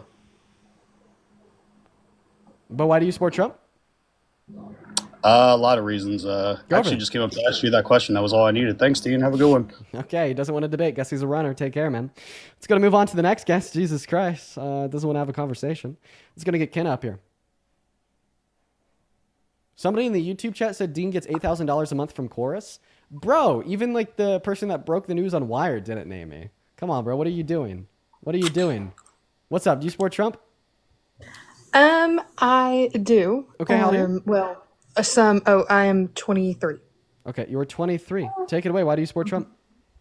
I just, when it came to, in between like him and Kamala, I aligned more of his policies. Now, I will say Trump at the end of the day, when it comes to the type of dude he is, I don't agree with just his, you know, who he is as a person. But if you're looking at policies, I definitely align more with his than anything Kamala had to do. Okay, so you're telling us you support him because of his policies. Which ones? Well, I actually was on your live yesterday when you were talking about abortion and the whole pro-life, that whole like hour and a half long thing. Oh, no. I witnessed quite a bit of that, and truthfully, what the other dude was saying, I did not agree with at all. So are I you am pro-life? pro-life. Oh, Yes, no. yes, I am. You shouldn't be. It's very harmful to, well, you. It's very harmful, sorry, to women and girls. Why are you possibly pro-life? Well, I want to ask you why you were pro-choice, because I've never really heard your full stance on the matter, other than just kind of a little bit of yesterday. Of course, I think it's wrong to restrict on individuals' bodily autonomy unless we have good reason to do so, and I just simply don't see any good reason to do so as it would relate to restricting on a woman or girl's access to abortion. So what about the bodily autonomy of the baby, which I assume you don't view as a living being? Do you think that the fetus has a right to bodily autonomy? It's a human, yeah, I do. Okay. So I don't think it's just as black and white as a sense of wait. oh, it's If just all the living humans- moms if it- versus the baby. You have to think about both of them. If all humans have a right to bodily autonomy, and brain dead patients are humans and they're alive, does this mean that brain dead patients have a right to bodily autonomy, and because they didn't consent to having the plug pulled on them, if a doctor does that, that's incredibly immoral and wrong? Well, so what is your stance on that? I've actually been about like euthanasia, kind of what do you think about that? Well, we're talking about brain dead patients specifically. And my stance is that's not murder, it's not wrong, it's just something we do. Okay. What about you? Because keep in mind, you're the one that suggested that if you're human and alive, you have a right to bodily autonomy and you have a right to life, which would suggest that it is murder to pull the plug on a brain dead patient. And I just simply don't see that. I mean, do you see that? Do you think it is literally murder for a doctor to pull the plug on a brain dead patient inside of a hospital? I believe it's a little bit of a different situation than a growing life, in a sense of it is kind of a silly analogy, but I'm sure there's a comedian out there, don't know the name, but he kind of made this joke one day saying, if I put my cake in the oven and somebody just grabbed it, threw it out, it's like that was my cake. Why'd you just throw it out of the oven? Oh, well, it's not a cake yet. Yeah, it was about to be. And just the stopping of that growth of a life and not giving that life any sort of value, I think is completely outrageous. And it's not even a sense of, a lot of people use Christianity, a lot of people use religion as their basis for that.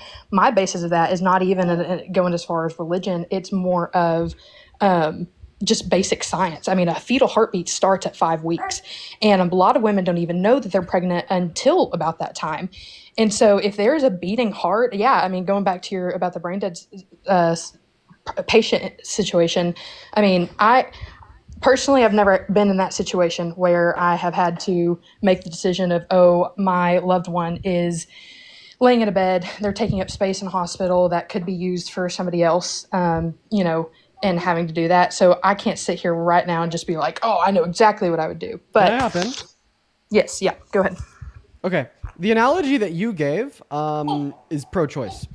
So you were talking about somebody putting a batter into an oven, baking a cake. Somebody walks up, takes the cake out, throws it on the ground. The other person gets pissed off because they destroyed their cake. So if I'm in my kitchen and I'm whipping together a cake and I put it in the oven, it's my batter, it's my cake, right? And then I open up the oven, I take it out, and I throw it on the ground. Did I do anything wrong? Again, I mean, it's a silly analogy, but it's your analogy, ma'am. It is your analogy. I don't know what to tell you. I was referring to that comedian that used that analogy. All right. So now we're just going to throw that analogy out the window. Do what? So now we're going to take that analogy and throw it out the window because you see how it actually implied that abortion isn't wrong. No. Again, because that's talking about a cake, not a human life. Okay. Well, you're the one that compared the cake to the human life. Again, just to make a point of that comedian. Sorry, 1 second. Okay. Well, exactly. You just told us that you did this to make a point, okay? But now you're telling us that there's no point because they're not analogous. Okay. So do you agree that the fetal heartbeat starts at 5 weeks? Yes, and I agree that a heartbeat doesn't give you moral value. Okay, so what gives you moral value? I would argue sentience. Sentience? Yeah. By the way, if you got to take care of your child, no harm, no foul. No, it's okay. He's just messing around. So explain that in further detail of at what point that qualifies that, oh, this life has moral value. Around 20 through 24 weeks. Okay, so you think that after that point, it is wrong to have an abortion? Yeah, I think that elective lethal abortions are wrong, in my opinion, after that.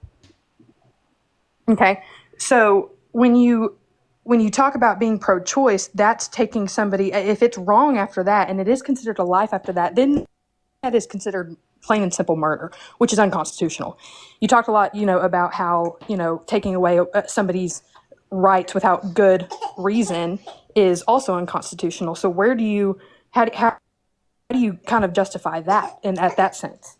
Oh, like if you're 100% pro-choice. Are you talking about elective late-stage abortions? Yeah. I don't justify them, and they also don't happen. So, they do. I mean, if you want. Yeah, elective late-stage abortions don't happen.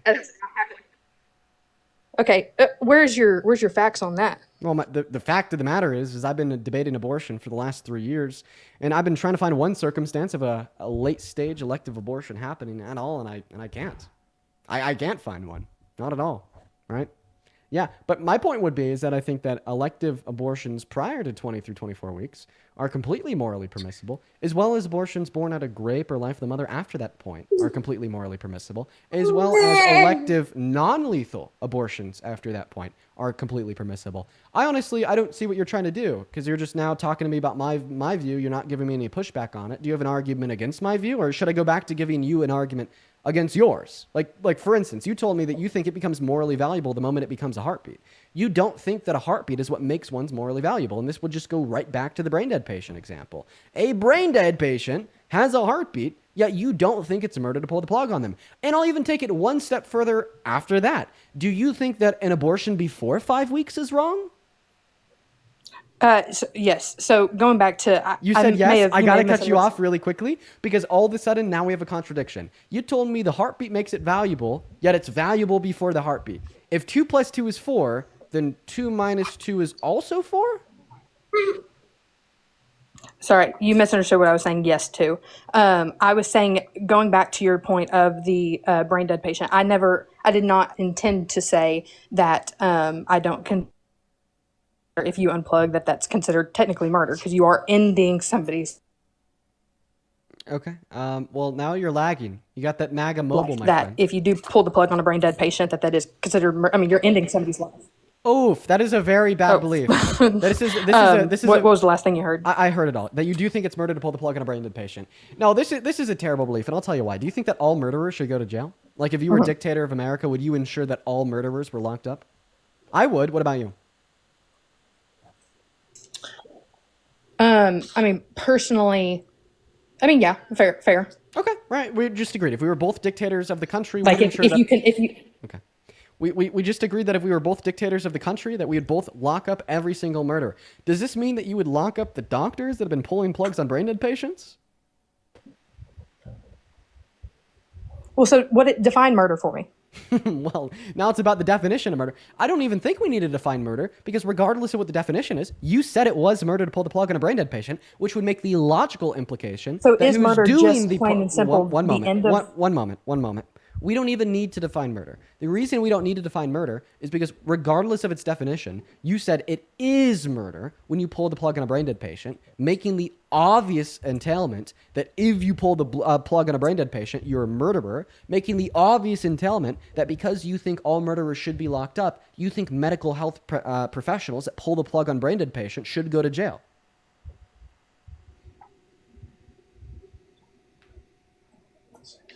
I think when you have families consent, that completely changes, again, defining murder and it being a little different than the whole, we keep changing the subject here. No, we're about using abortion analogies to logically because think we're talking these, about we're using analogies to logically think these things through. And here's the most logical thing you've said all day. You just said, well, it's not murder to kill a brain dead patient if you have the family's consent. So then why is it murder to kill a fetus even if you have the family's consent, i.e. the mother? it's so potential life is different than the ending, like the as a brain dead. I mean, brain dead literally means that there is no change happening medically. There is nothing that can progress from that, nothing that can heal that, no medicine. They're brain dead for a reason. Now There's we're finally nothing that's getting going to change that. Now we are finally getting somewhere, my friend. So now you're telling me that it's wrong to kill the fetus because of who it might be in the future. So would you say that it would have been wrong for my mom to get an abortion because then I wouldn't exist today? Absolutely not. That is, I would, just because you and I have different beliefs, I would never think that just because you are, you're doing what you think, truly, you're doing what you think is right. You believe strongly about your beliefs and you are doing your best to convince other people of that, correct? You're wanting to educate everybody right now. This conversation, you're wanting to educate me. You're a great human being. Are you saying that it wouldn't have been wrong if my mom got an abortion? So then you don't think abortion's wrong? No, sorry. Did you not just say that it would have been wrong if your mom had an abortion with you? Is that not what you just asked me? So I asked you if it would have been wrong for my mom to abort me when I was a fetus, because then I wouldn't exist today. Is that your argument? Okay, I misheard you. Yes, I do think that would be wrong. And is that the reason why it would be wrong? Because I wouldn't exist today. I mean, yeah, you're a human. Do you not want to exist or something? Okay, got it. So if abortion is wrong, because if my mom aborted me, I wouldn't be here today. Well, then pulling out is wrong, because if my dad pulled out, I wouldn't be here today. And well, wearing a condom is wrong, because if he wore a condom, I wouldn't be here today. And revoking consent is wrong, because if my mom revoked consent, I wouldn't be here today. And divorcing your first husband is wrong, because if my mom didn't divorce her first husband, then I wouldn't be here today. Yeah, that's an extremist view when it comes to, and actually that's a lot of what Catholics view, that they think birth control is sinful.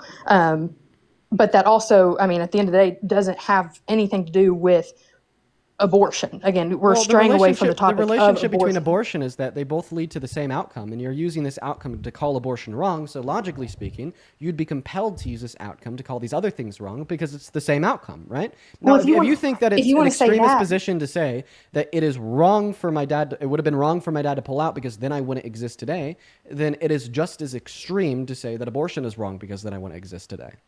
What's the relevant difference? They lead to the same outcome, and you told me this outcome is what makes the action wrong. So a sperm cell is entirely a different category than a human life. A sperm cell, that is not. So then you're telling me that the equivalent to a reason that abortion fertilizer. is wrong has nothing to do with the fact that I wouldn't exist today, and all to do with the fact that it's a human life. But we've already refuted that argument by giving you an analogy of a brain dead patient.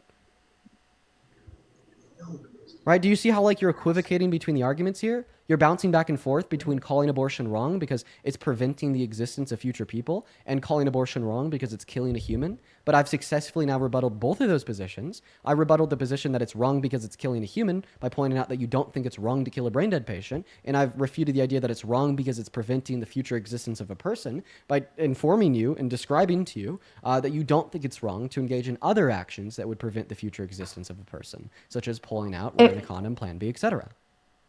Am I allowed to have a friend join?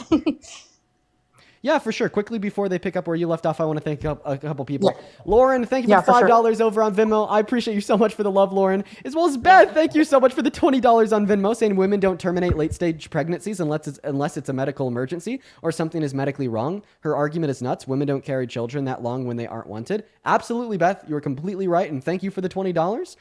Thank you so much, Beth and Lauren. Beth and Lauren, you guys are awesome, awesome, awesome. If you want to be like Beth or Lauren and you want to support me, or you just want to get a message across to everybody watching, nearly 15,000 people, you can support me on Venmo and PayPal, which you can find in the link tree in my bio. I read off any and all messages that are sent across over there, as well as the contribution goes straight to supporting me and what we do here.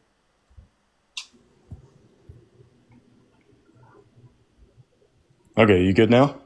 Oh, I'm perfect. Hey, what's going on, man? I'm going to assume that Okay. you want to pick up where your partner left off there. Yeah, just right where she left off. Do you mind if I ask you a question? It'll be about abortion. Is that fine? Yeah, go ahead. Do you think that victims of rape should be able to get abortions? I think that's that's a touchy subject, of course, because in no way is the action of rape at all okay. Like it's not a good thing to do naturally. So I mean, based off of I don't think they should. Would you say it's wrong if they want to? Yes, because at the end of the day, it's still the same as a normal person aborting. I do think that is one of the exceptions that those people should have access to. That in those particular cases, that also in the life of the mother, I do believe that is those are cases where those should be exceptions for sure. Well, it seems like your partner disagrees with you, and that's probably something you want to talk to him No, about. no, no. I think he agrees. No, he just told us it was wrong. Well, do we personally think that it's wrong and that you shouldn't? Yeah, but should the law, the state's law, have exceptions for those? Yes, that when it comes to restricting what in your live yesterday that you were talking about, when it comes to restricting and infringing on human rights in that sense, This is completely incoherent. This is completely incoherent. Your boyfriend How's it is it boyfriend, husband?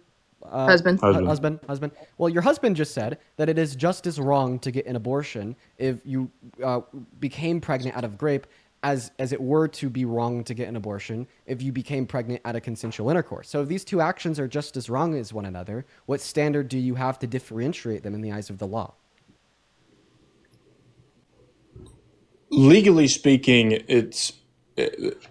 I think it's different. I think it's, obviously legally, I think it's a little bit of an overreach for them to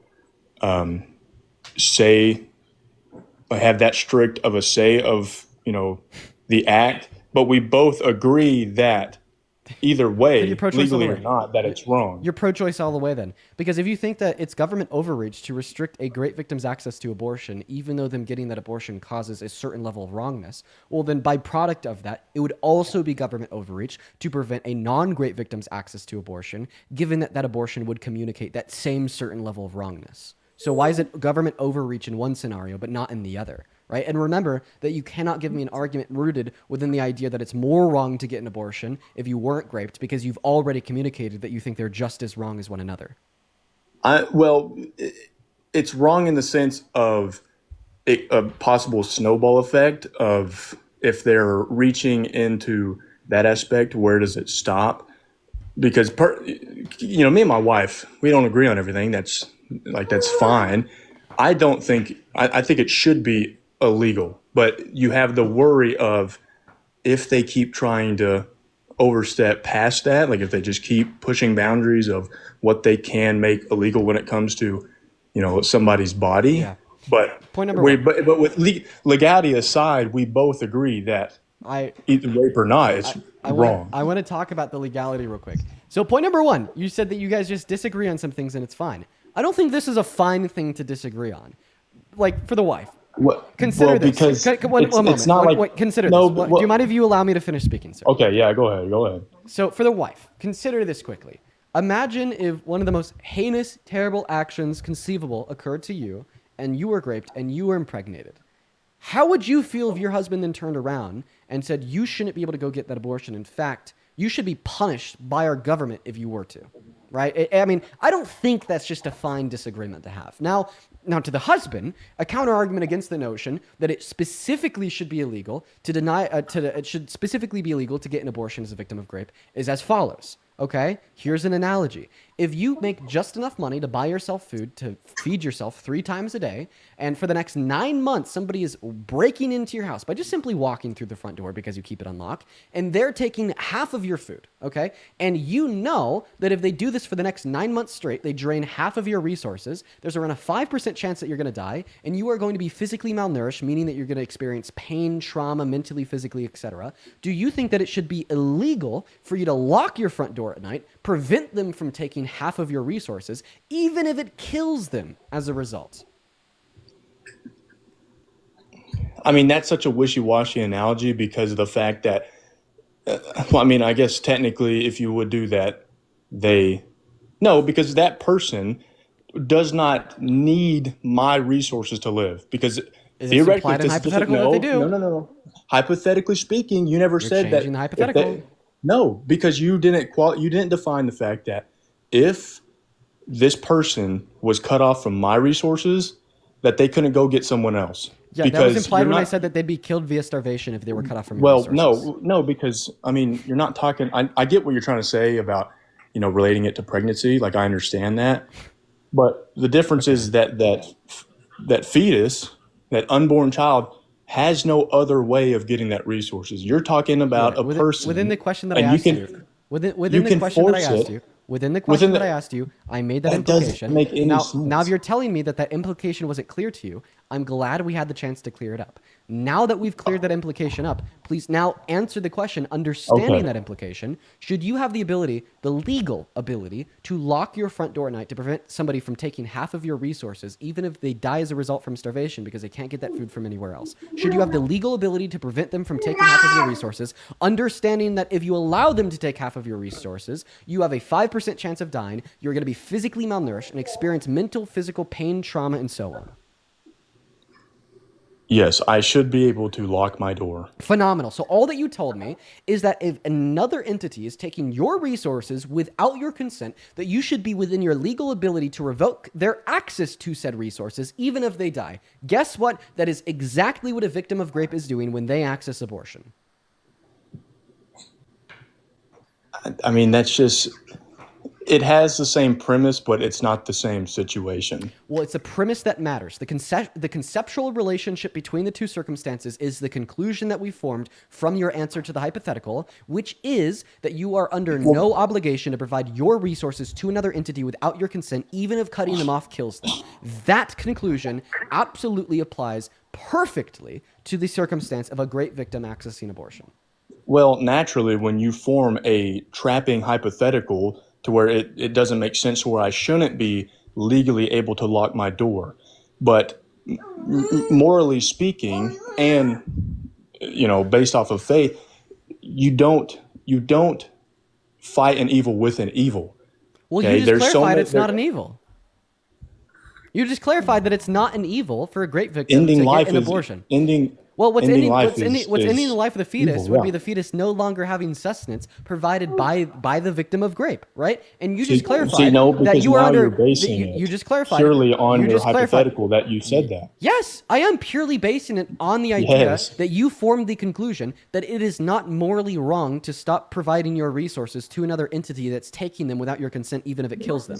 I'm completely basing it off of that conclusion because it is that conclusion that would drive my conclusion that it's not morally wrong for victims of grape to access abortion. Stop acting like you don't understand the parallel between these two things. I think that you are perfectly competent and intelligent enough to understand precisely what I'm saying, and you understand the relationship between these two ideals. You just don't want to admit it because if you were to have admitted it, it would shake up everything that you believe in on the related topic of abortion.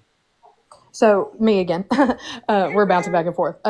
So I see exactly what you're saying, and I understand. It's a very valid point, very good analogy. My response to that would be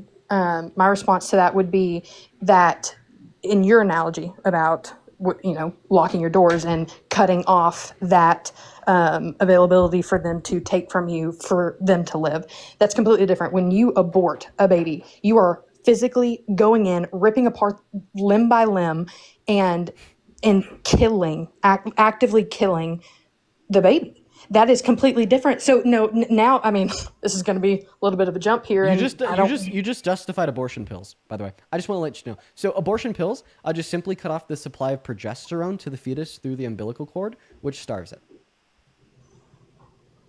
So, okay, but what about the analogy I just said about actual medical we'll get abortion? there. We'll get there as soon as you be good faith and you admit that you don't think that the abortion pill is morally wrong.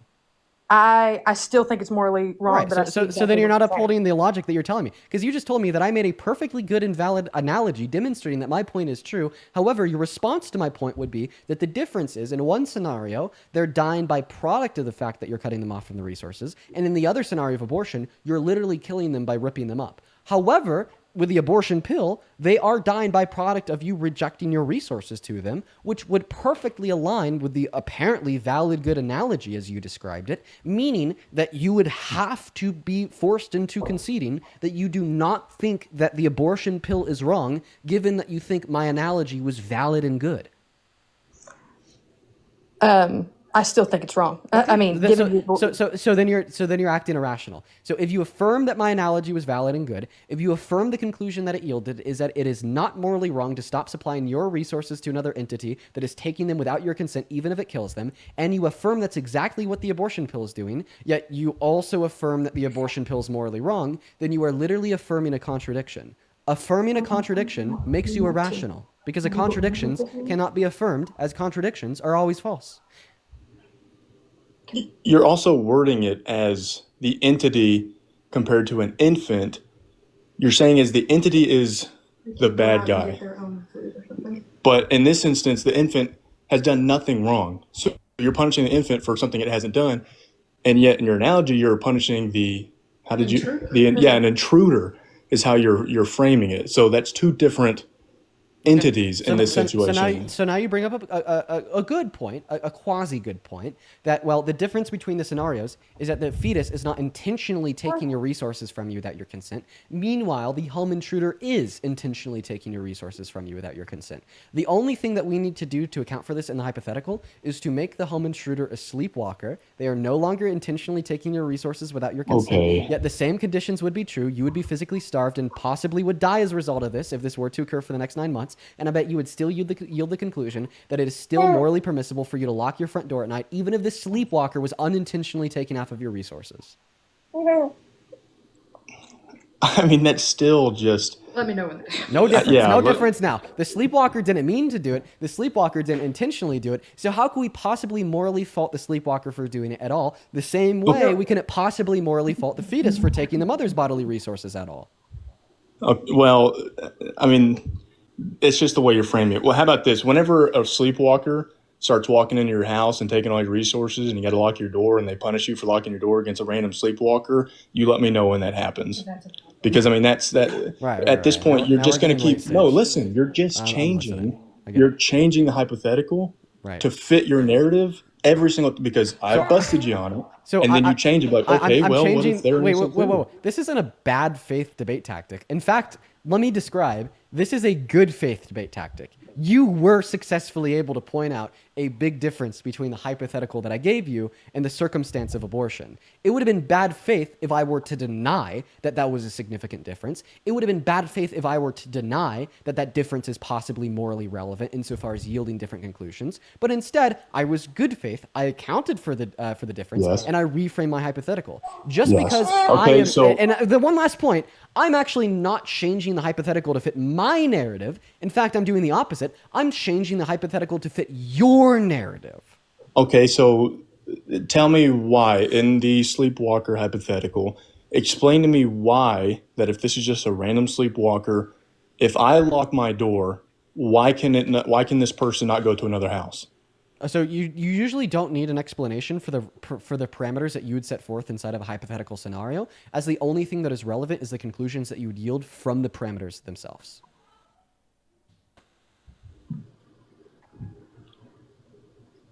So you're not going to explain to me why this person can't go to another house? This It's just grown, not, I assume, person. Either way, it's not relevant for what the purpose of the hypothetical serves. Like for instance, imagine that Well, I gave you. Imagine that we're having it. One second. Because wait. Just let me say this. Like imagine that we're like having a debate on like if ketchup tastes good or tastes bad, and then like I give you a hypothetical. Well, hypothetically, if you had fries without ketchup and you had fries with ketchup, which one would you say would taste better? And you said fries with ketchup. Which would yield the moral conclusion, not the moral conclusion, which would yield the conclusion that therefore you do posit like positive like taste, pleasure, and experiences to ketchup, right? Like I wouldn't have to explain like where the ketchup came from. I wouldn't have to explain that in this hypothetical of the fries with ketchup that you first went to the store and bought the ketchup. I wouldn't have to explain like what brand of ketchup it is. I wouldn't have to explain where they manufacture this ketchup because all that is relevant is the parameters of would you enjoy fries on their own or fries with ketchup. Very similarly in the hypothetical that I gave you in relation to abortion, I don't have to explain why this home intruder can't get food from anywhere else, as all in which is relevant is the fact that if they can't get food from anywhere else, you don't think it's morally wrong to prevent them from taking yours. But is that not what a debate is? A debate is expanding off of ideas that we're bouncing off back and forth to each other. I mean, that's Well, what to me a respectful debate is we are expanding. It's relevantly expanding off of the ideas. It is relevant. Okay, how is that not relevant when you're? I just gave you an explanation on how it's irrelevant. I just gave you a very clear explanation on how it's irrelevant. But when you're using an extreme view as that way, we have a right to, expand on that analogy in the sense of proving that that analogy is a little out of whack when you look at the grand scheme of the topic of the growing of a human life that is innocent, that is not like that has done no wrong. Okay. Listen. Well, can I ask one question before we move on? No, because I want to clarify this point. The reason why it is not your right to posit irrelevant facts, such as why the person in the analogy can't get food from anywhere else, is because it is not relevant to what conclusions you're yielding from the analogy and how those conclusions would relate to the topic of abortion. I just gave you a crystal clear explanation insofar as why this would be the case, right? Now, like imagine this. Imagine that we're having a conversation about abortion. You're trying to argue that it's morally wrong. I'm trying to argue that it's not morally wrong, and we're having this same conversation we are today. But like in this hypothetical that I just granted you, your husband turns around and asks me, well, what color of shoes is the home intruder wearing? I need to know what the color of their shoes is. Well, like obviously, no, you don't need to know every That's single. not the same thing at all. Obviously, you don't need to know every single fact of this conceivable scenario of somebody breaking into your house, right? And I would be under no obligation inside of the context of a conversation here to tell you what color of shoes that home intruder would be wearing because it doesn't relate to the substance of the conversation.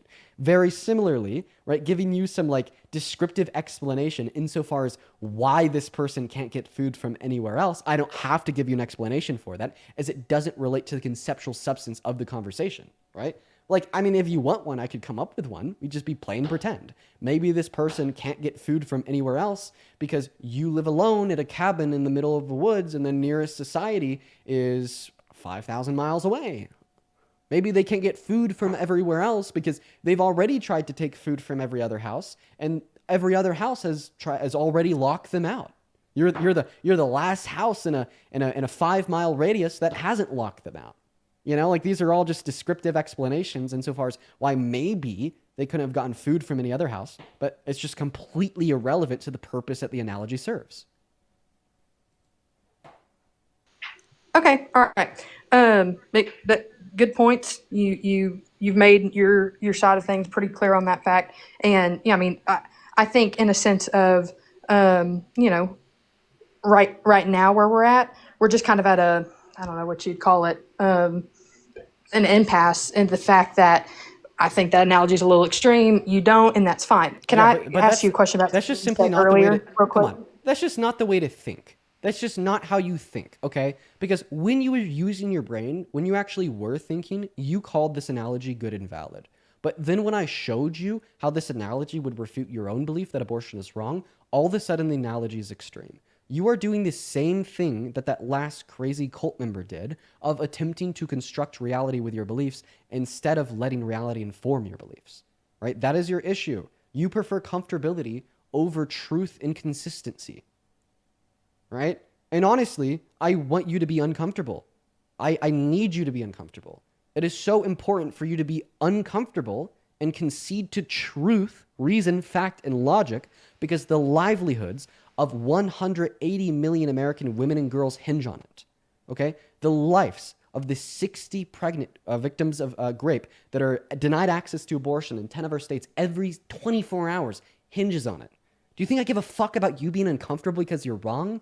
No. And you shouldn't either. You should embrace the uncomfortability because when you're wrong, it's not the end. It's the beginning of exploration. Well, if I am wrong, then what is true?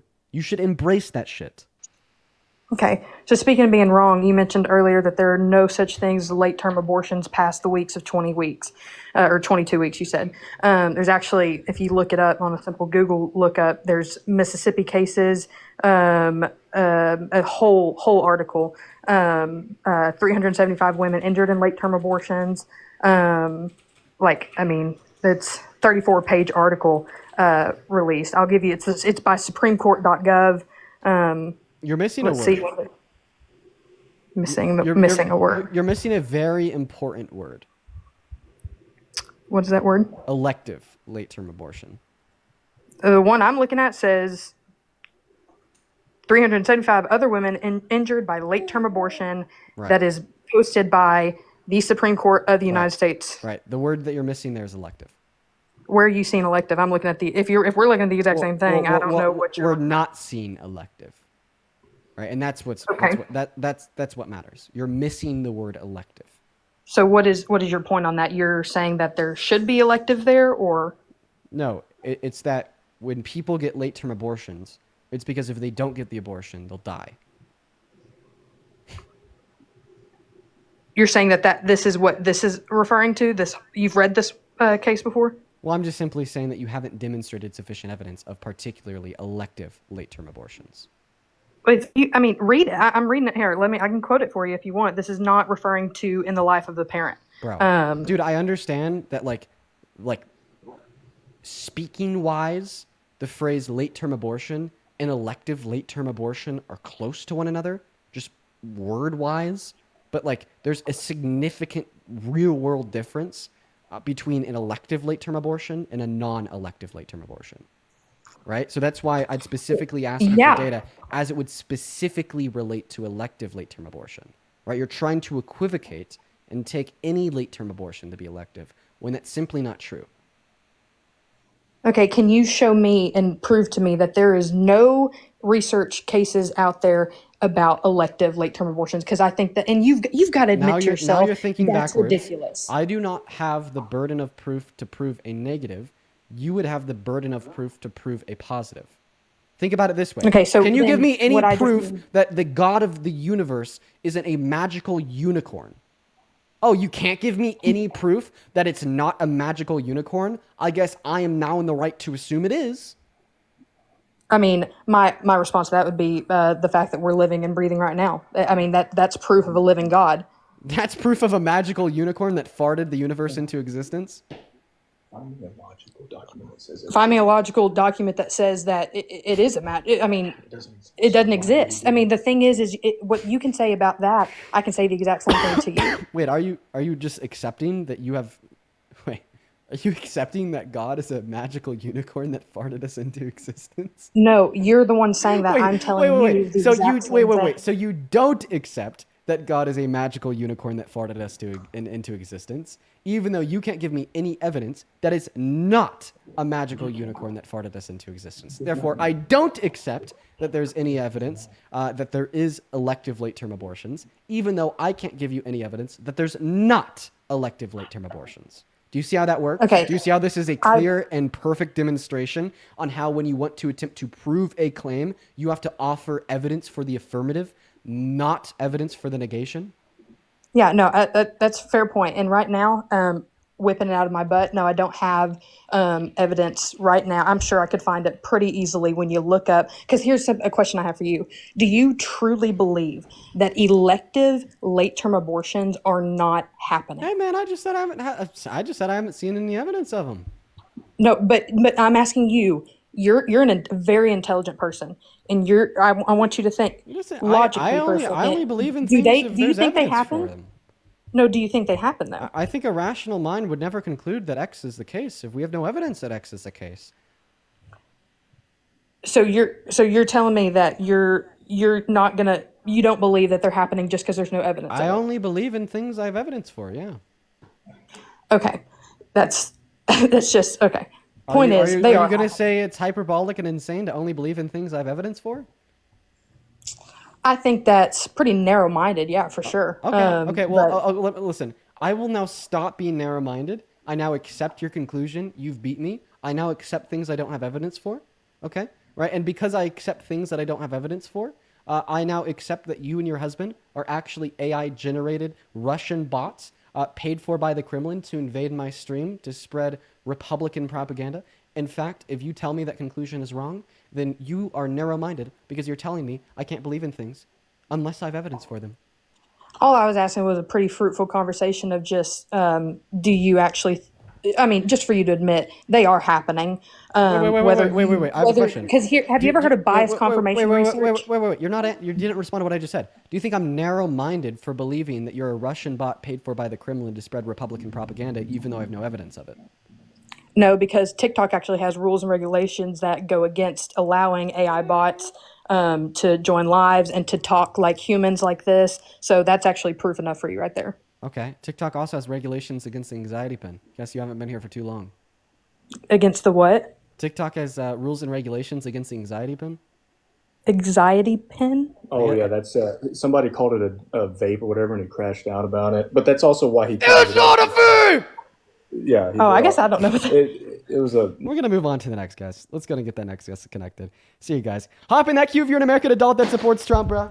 Oh my goodness gracious. I think I'm being a little bit too calm today. Do I need to get a little bit more rowdy? Folks? I think I may need to get a little bit more rowdy. Hey, Lori, thank you for the $10 over on Super Chat, saying, I think it is simple as nobody has a right to decide what for me is right or wrong for me. If you don't agree with my choice, that's how you feel. You have your opinion, and I have my choice. Well, I appreciate you for the $10, as well as Cindy with a $1 over on Venmo. Mary with a $10, saying an abortion/induction can be performed after 23 weeks if it is found that the baby has a condition that is incompatible with life. Yep. As well as Kushal with a $10, saying, hey, would you possibly consider taking a political compass test that I made? Well, I mean, I think I'd consider taking a political compass test in general. Appreciate you for the love, Kushal. Once again, if you guys want to support me, you can find my Venmo in the link tree in my bio, you guys. I get 100% of the proceeds over there. What's up? Do you support Trump? Yeah. Bad. Terrible. How old are you? 22. Oh, 22? What year were you born in? Trump is so fucking cute, bruh. Okay, what a weirdo. Moving on to the next guest. Hop in that queue if you support Trump. Please hop in that queue if you support Trump. Please. All right, moving on to the next guest, Zoe. If you're in that queue, make sure that you're an American adult that supports Trump. Pretty please. Yo, R-E-E. Thank you so much for the $10 over on Babe. Hello, Zoe. Do you support Trump? No, but I promise you, Bam! I'm just kidding. I appreciate you for the love, Zoe. Very kind. Ree with the $10 over on PayPal, saying if a man could conceive, abortion clinics would be as ubiquitous as nail salons. Oh, I couldn't agree more. Absolutely. Are you kidding me? Are you kidding me? A right to abortion would be in like the first 5 amendments completely, if not written directly into the articles. Wow. Oh my God. Yo, Robert, dude, Jesus, Robert, thank you so much for the $50 over on PayPal. Robert, that is so kind of you. Robert with a 50 says, you've been earning your keep this week, buddy. Happy birthday, man. Try and find yourself a lanyard for your pin. Lol, 70-year-old Robert. Dude, Mr. Robert, I fucking love you. Good to see you again. I appreciate you for the $50, and you're a goddamn icon. Okay, I need you to know that. Thank you for the $50, Robert. Let's get 500 Robert W's down below. As well, Serenity. Thank you for the $14 over on PayPal as well. You were awesome. Thank you, Serenity. Then, of course, Jazz with the $10 over on Super Chat, and Tyler with the $10 as well. Thank you, Jazz and Tyler. And welcome in 907 to U Sport Trump.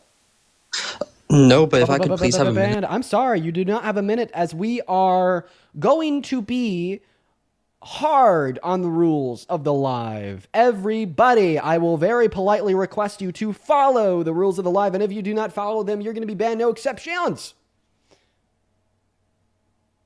Right, frankly, moving on to the next guest. What is going on? Do you support Trump? Yes.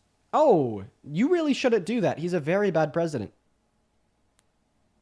He's a great man. This is all my personal opinion. I support President Trump because the left is crazy. Oh, the left is crazy. Yeah, I look at C-19, the border, the glamorization of homosexuality. The left allows riots. I want détente with Russia. I support Israel. I think what's happened is postmodernism, the Frankfurt School, Hollywood, MTV has made the left crazy. And I know it's ironic I support Israel. Okay.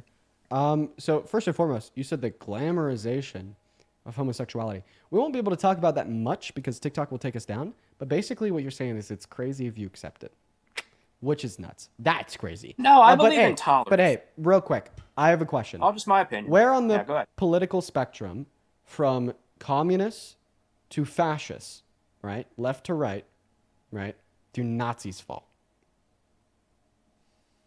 Far right. Are they crazy? Are Nazis crazy? Maybe in some cases. In some you just got done telling us that you support Israel, and now you're telling us that you think Nazis are only crazy in some cases. You know, actually, it's funny. You don't know it, but that kind of makes sense. That kind of makes sense. Well, anyways, what the fuck do you mean some cases? What? Well, we can think of crazy in terms of actual like mental illness or brainwashing, or maybe what Sam Harris calls moral confusion. That's what I'm talking about. I think it is more of a do you think it's not morally confused to think that there's a superior race?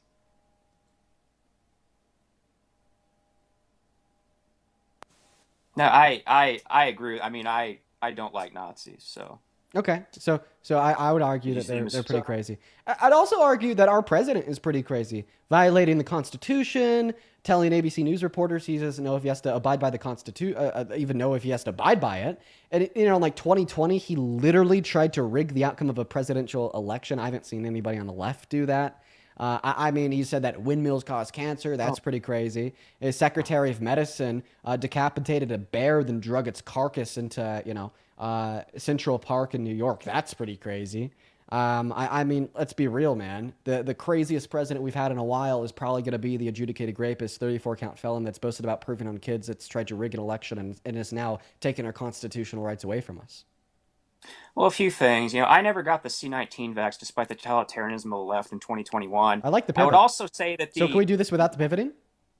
Well, you mentioned RFK. That's why I said that. But as far as apparent totalitarianism from the left in 2020 definitely is not responding to any of my points. Now, if you want to make like points after you respond to what I said, that's fine. Just respond to what I said first. Go ahead. What's your question? Oh, you didn't hear anything I just said? No. You talked about the election of 2020. That the election of 2020, like the election of 1960 with Nixon and Kennedy, was very odd. And I know we're on TikTok, so I'll just leave it at that. Donald Trump tried to steal it. His fake electorate plot, he sent fake slates of electorates to 7 of our key swing states with fake votes for himself to then send back to Congress. He literally tried to rig it because he's a crazy child that lost. And the 51 intelligence professionals approximately 2 weeks before the election that came out about with saying that Hunter Biden's laptop was Russian disinformation, that was all nonsense. Okay, right? another pivot. I don't know how and there Hunter Biden's laptop would relate to You're Donald talking Trump's about fake the electoral election. You're plot. talking about a free and fair election. I'm talking about how Donald Trump don't think it literally tried to was. rig it by installing fake votes in Congress. Okay, and I'm just countering with it was listen. unfair. In the last 2 minutes you've been up here, 700 people have left this live because you are demonstrating an inability to respond to the points that I'm communicating to you. Demonstrate an ability to respond to the points, or else simply move on to the next guest. Okay, all right, I'll respond to your point. What do you want me to respond to? The fact that Donald Trump tried to rig the outcome of the 2020 election with a fake electors plot, something that has now served as the greatest threat on the American democracy since the Civil War, making him pretty damn crazy. Well, I told you I thought that the election was very suspect. That's my address. Do you agree that makes him pretty fucking crazy? No, I think Trump is If trying to silence the voice and the vote of every American in election isn't crazy, what does the left do that is? If purporting the largest threat to the American democracy isn't crazy, then what does the left do that is? Well, again, I'll be careful here, but the left I think that women's sports should be for biological women. Okay. So you think that? So I think that's crazy. You think that 10 T women in the NCAA is crazier? High school. If you would allow me to finish, you think that 10 Go T ahead. women in the NCAA is crazier than trying to silence the voice and vote of 140 American citizens in an attempt to rig the outcome of a federal election to install himself as a king? You're nuts. You're crazy.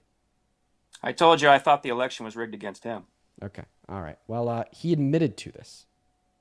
He admitted to trying to rig it, and there's no evidence of your claim. Do you think the 1960 election was legit? Okay, moving on to the next guest. The reason why we're moving on to the next guest is for the reason that I already cited to the guest. I told him to respond to what I was saying, or I was going to move on. I bring up the fact that Donald Trump admitting to attempting to rig the election in court, and then he brings up 1960. Boom. Moving on to the next guest. See how that's so simple? See how I'm saving myself the mental deterioration? Do you see how I am no longer allowing like the brain rotted MAGA zombies to come up here and say words? Okay? This is the dawn of a new era in the Dean lives. Okay? And this new era is getting rid of like the utterly insane nonsense. You know what I mean?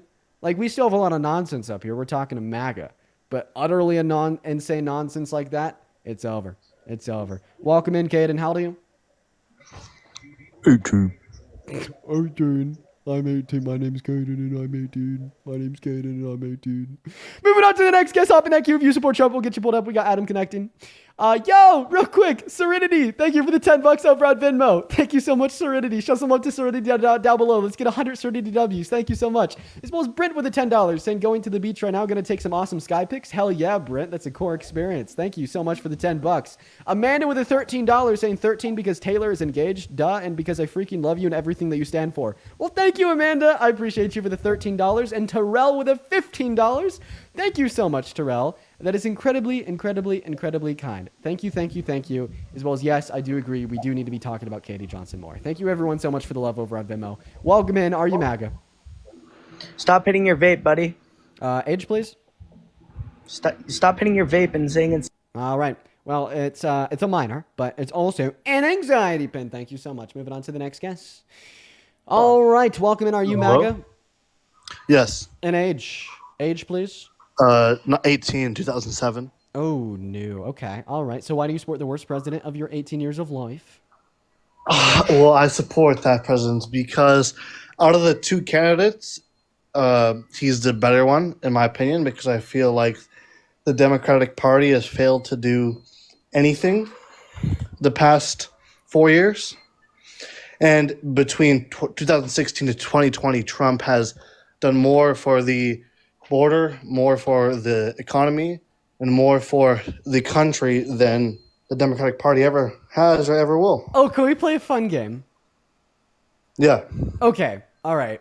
This will be a very, very, very fun game that we're about to play.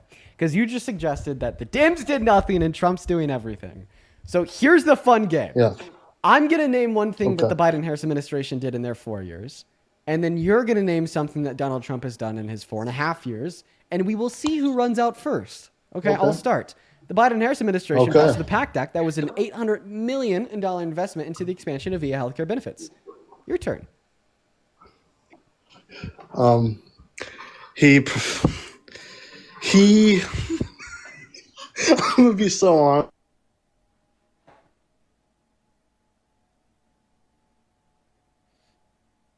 Okay. Well, I beat him so hard. He was smited by God. Okay. See, I need to tone down the debate skills. I'm getting people literally smited by God by how hard they're getting roasted. Okay. The roast materialized and he was physically smited. Spontaneously combusted. He's gone. I'm not even joking. He's gone. Good try, man. Moving on to the next Trump supporter. Here we go. So got to get the next guest, Sean, connected into the live stream. Here we go, guys. Oh my God, dude, Erica. Thank you so much for the $100 donation over on Venmo. Erica, that is so incredibly kind of you. Jesus, Erica. Erica with $100 says, happy early birthday, Dean. You have been a huge influence in getting myself more involved in seeking truth and advocacy and being an advocate. Sorry. Thank you for all that you do. Also, I encourage everyone to visit nationalpriorities.org, including you, Mr. Dean. Love you so much, dude. Happy you are here. You know, Erica, you've been hanging out with us for a long time, and I've kind of, in some sense or another, kind of watched your growth just through your donations. I remember like a month ago, you were talking about organizing a local protest. Just know that I think that you are very, very freaking cool. If we could please have 1,000 Erica W's down below in the chat, that'd be so meaningful to me. Thank you for your kindness and your generosity. I do not deserve it. Just know that I really appreciate you. Let's get 1,000 Erica W's. Hey, what's up? Do you support Trump?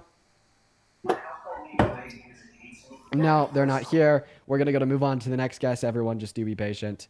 Okay. Pixel with the $10. You know what, Pixel? Let me try to get you up here.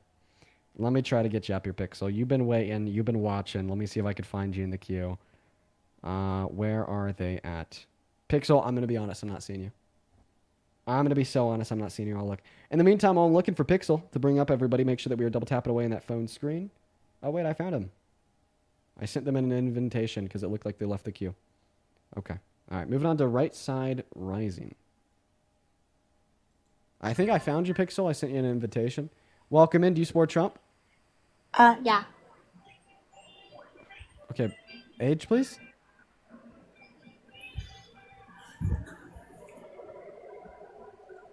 What the hell? That was like a 4-year-old. What are we doing? What? Bruh. Hello. What's up, man? How old are you? I am 18. How are you, man? I am okay. What year were you born in? 2006. Okay, what month? October. So my birthday's coming soon. All right, great. First and foremost, if you're watching right now and you like what you see, you enjoy this stream, and you'd like to support me and contribute to what we do, you could find my Venmo and my PayPal in the link tree in my bio. I get 100% of the proceeds on over there, and they come straight to me as a notification on top of my phone, and I could read it out and thank you in real time. But anyway, Cinda, take it away. Why do you support Trump? All right, my friend. So I actually have, if you don't mind, I have 3 questions for you. And I was going to see if you could answer these 3 questions, and I wanted to hear your opinion on these. I do support Trump, but I'm just showing you these questions. I mean, I kind of want to debate, man. So you don't want to debate on why you support Trump?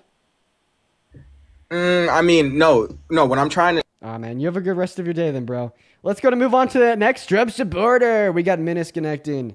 We got Menace connecting right now, quite frankly. What's up? Oh, they're already gone.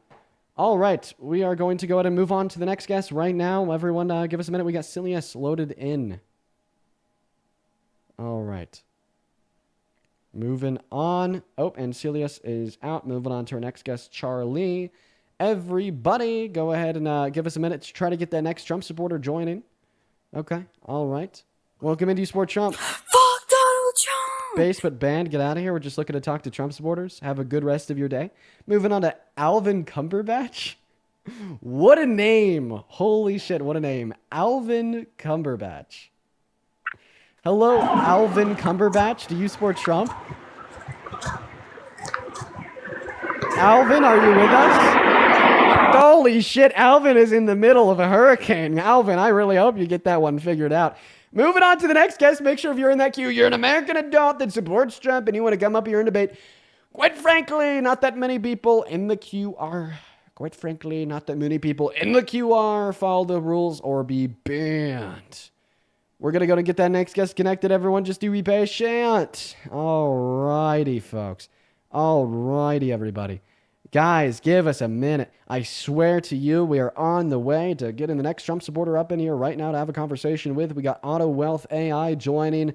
I don't know what's going on. The Trump supporters are scared today. We have nearly 11,000 people in here, and we don't have a single Trump supporter that is ready to go in that queue. Welcome in, Auto Wealth AI. Do you support Trump? Nope. Welcome in, Kindle. Do you support Trump?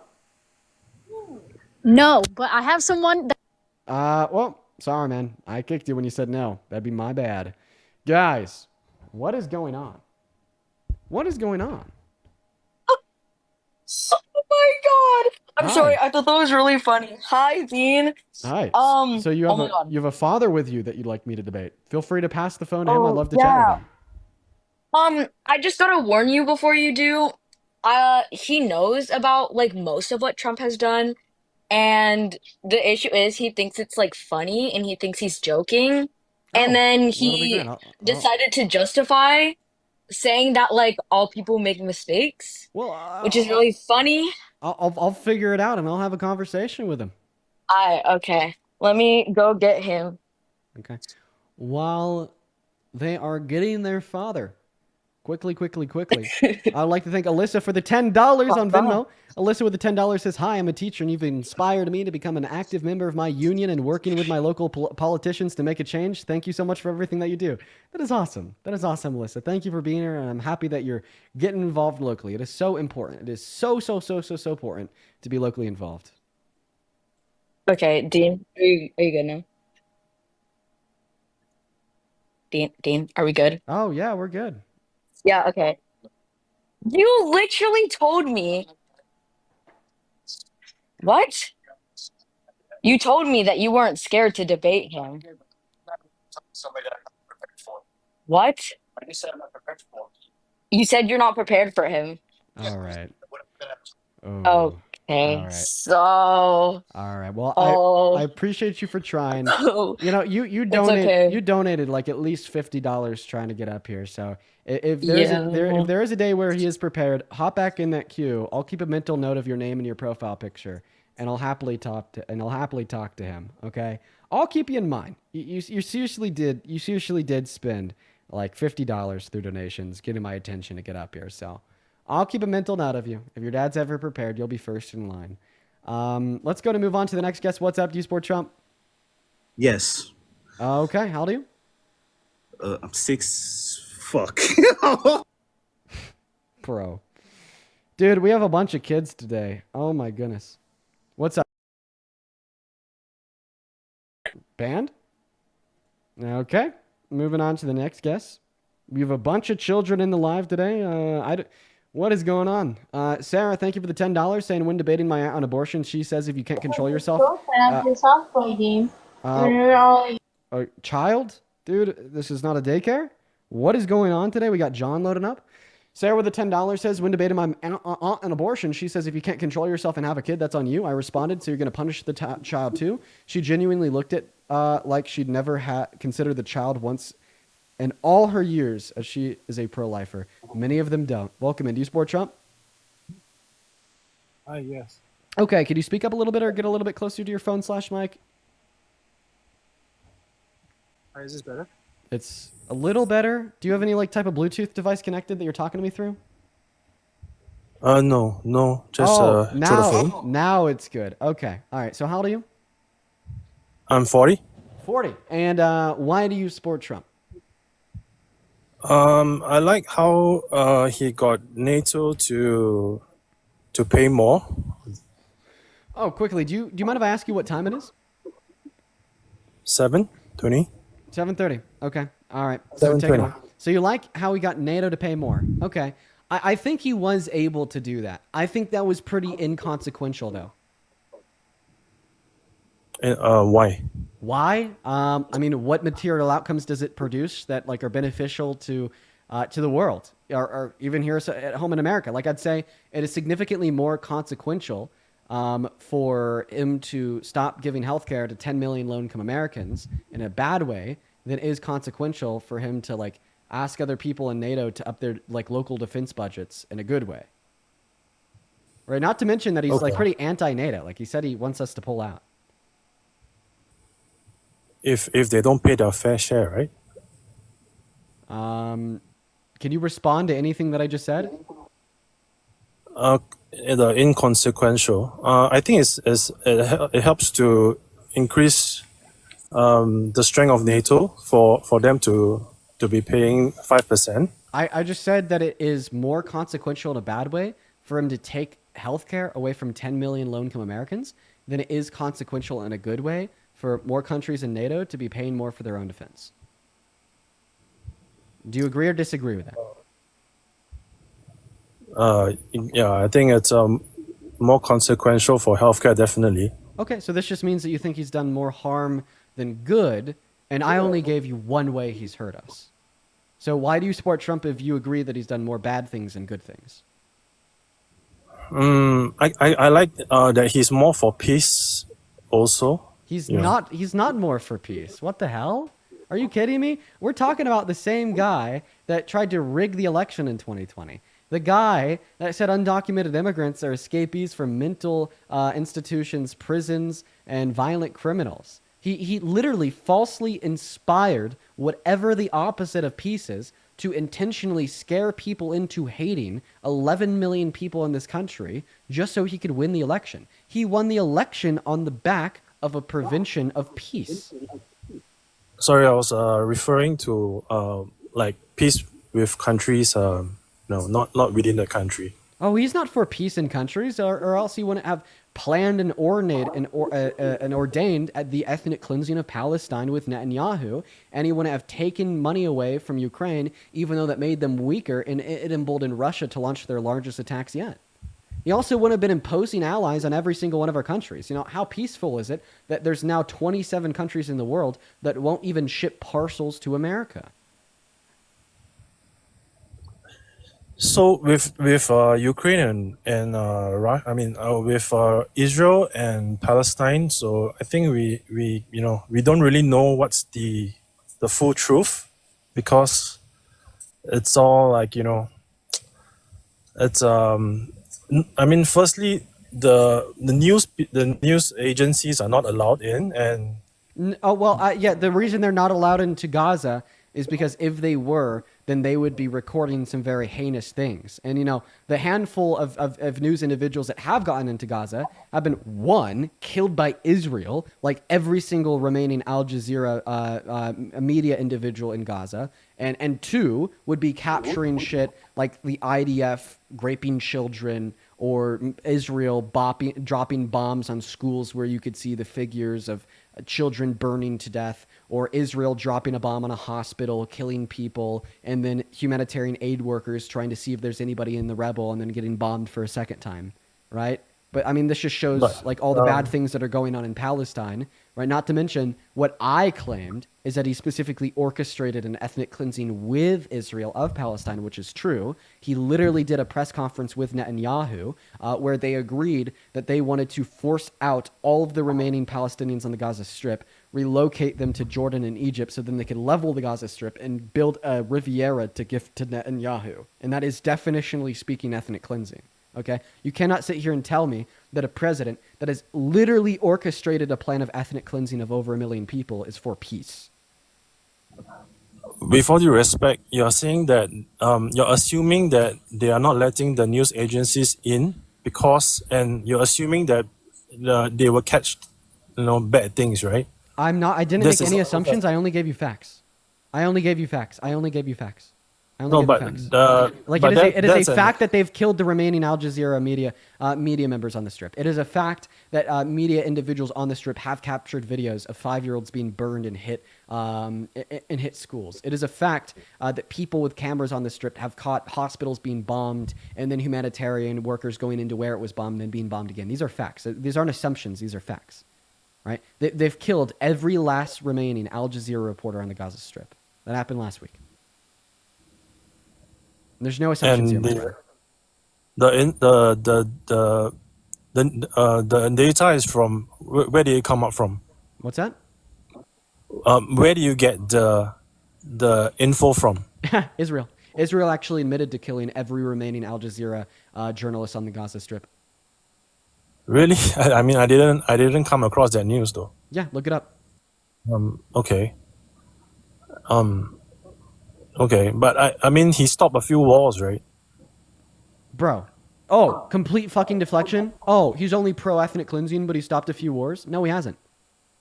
Okay. Can we continue to talk about what I brought up? How could he be pro-peace if he's pro-ethnic cleansing? Are those two things even compatible with one another? And you also didn't even like give a second of screen time in response to how I talked about he literally ran on the villainization of 11 million undocumented immigrants in the country, specifically to scare Americans, right, to get them to vote for him. Okay, that was not peaceful. That was the opposite of peace. You also didn't respond to January 6, 2021. He tried to rig an election and incited an insurrection upon our capital. And then the people that were convicted of violently trying to kill cops at that insurrection were then labeled as patriots and then pardoned by himself on January 21st this time around. That's not pro-peace. Okay? Respond to my points, please. So you're saying that 11 immigrants? 11 million undocumented immigrants. He said that... What did he do? He said that they came from mental asylums and prisons and that they're gang members and pedophiles just to scare Americans into voting for him.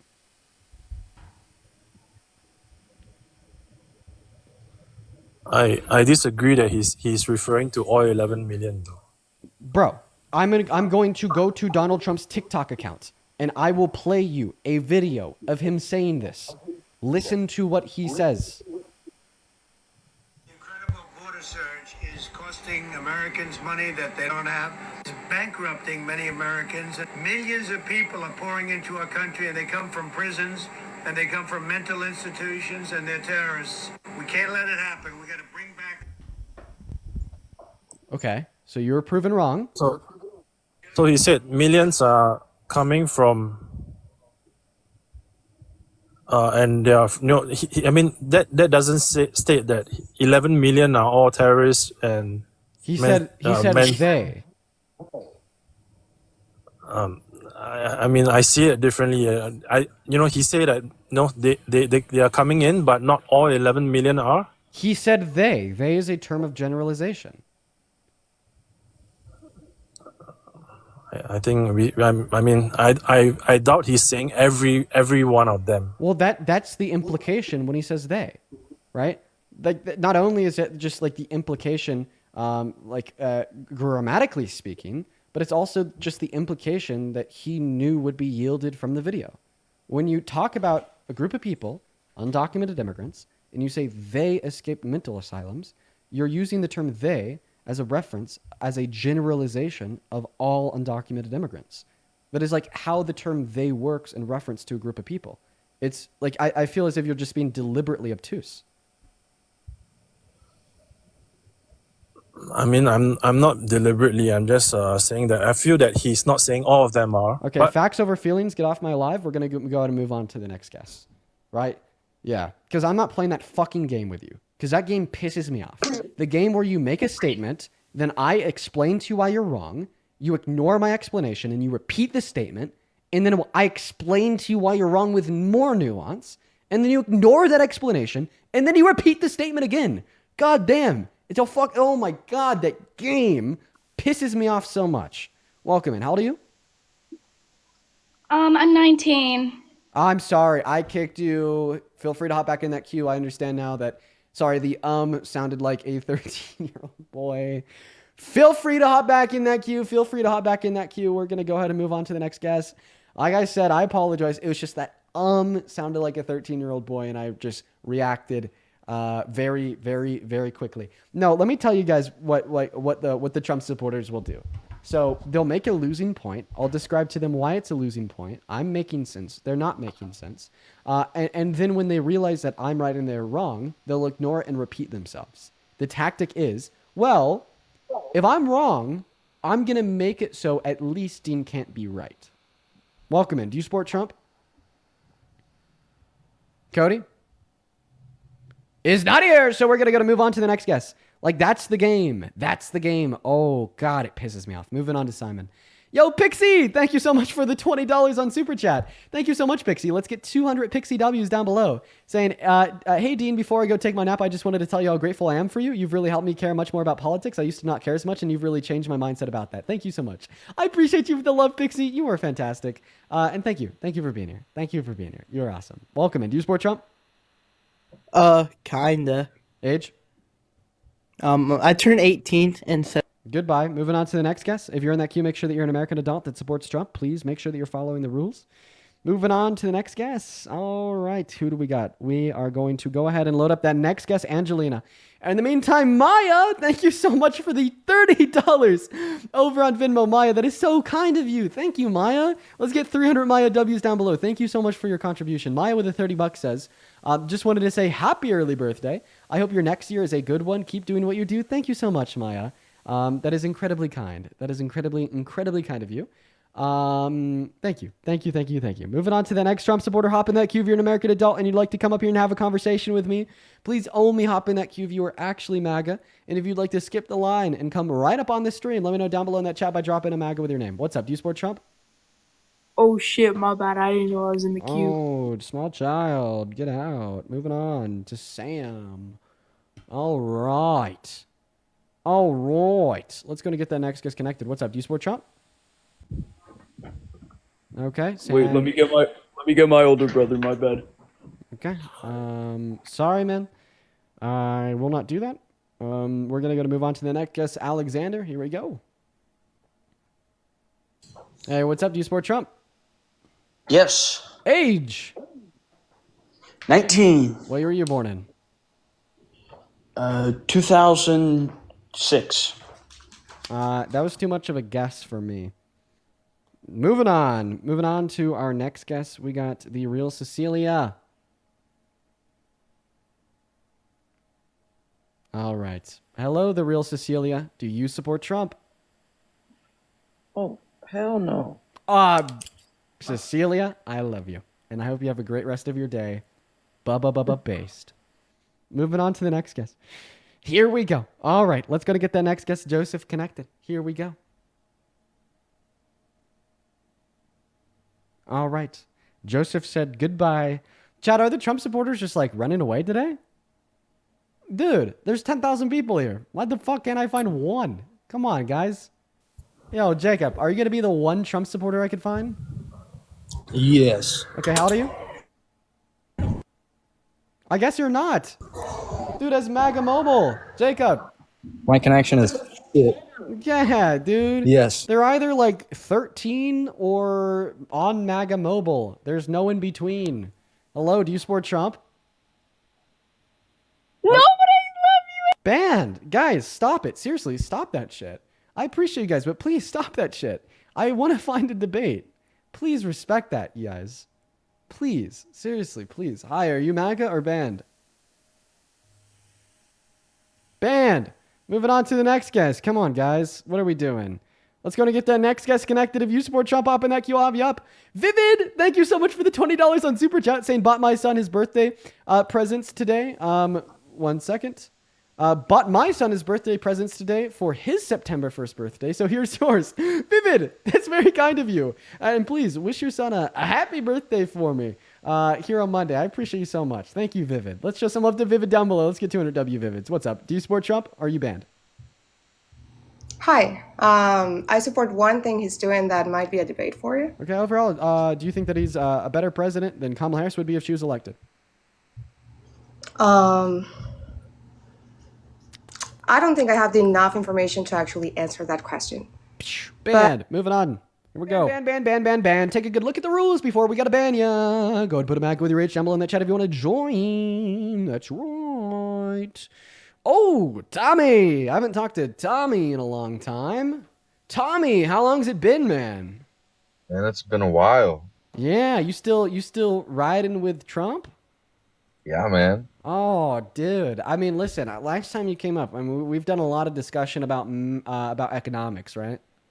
That's right.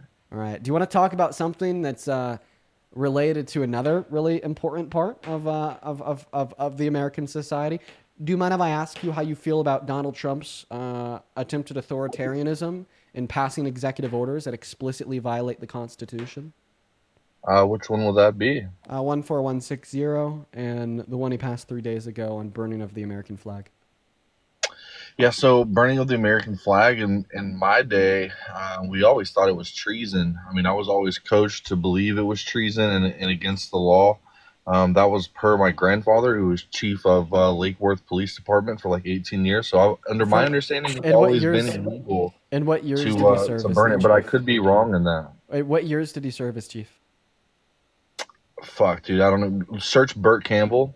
Was it before or after the 80s? I think it's like through the early 2000s.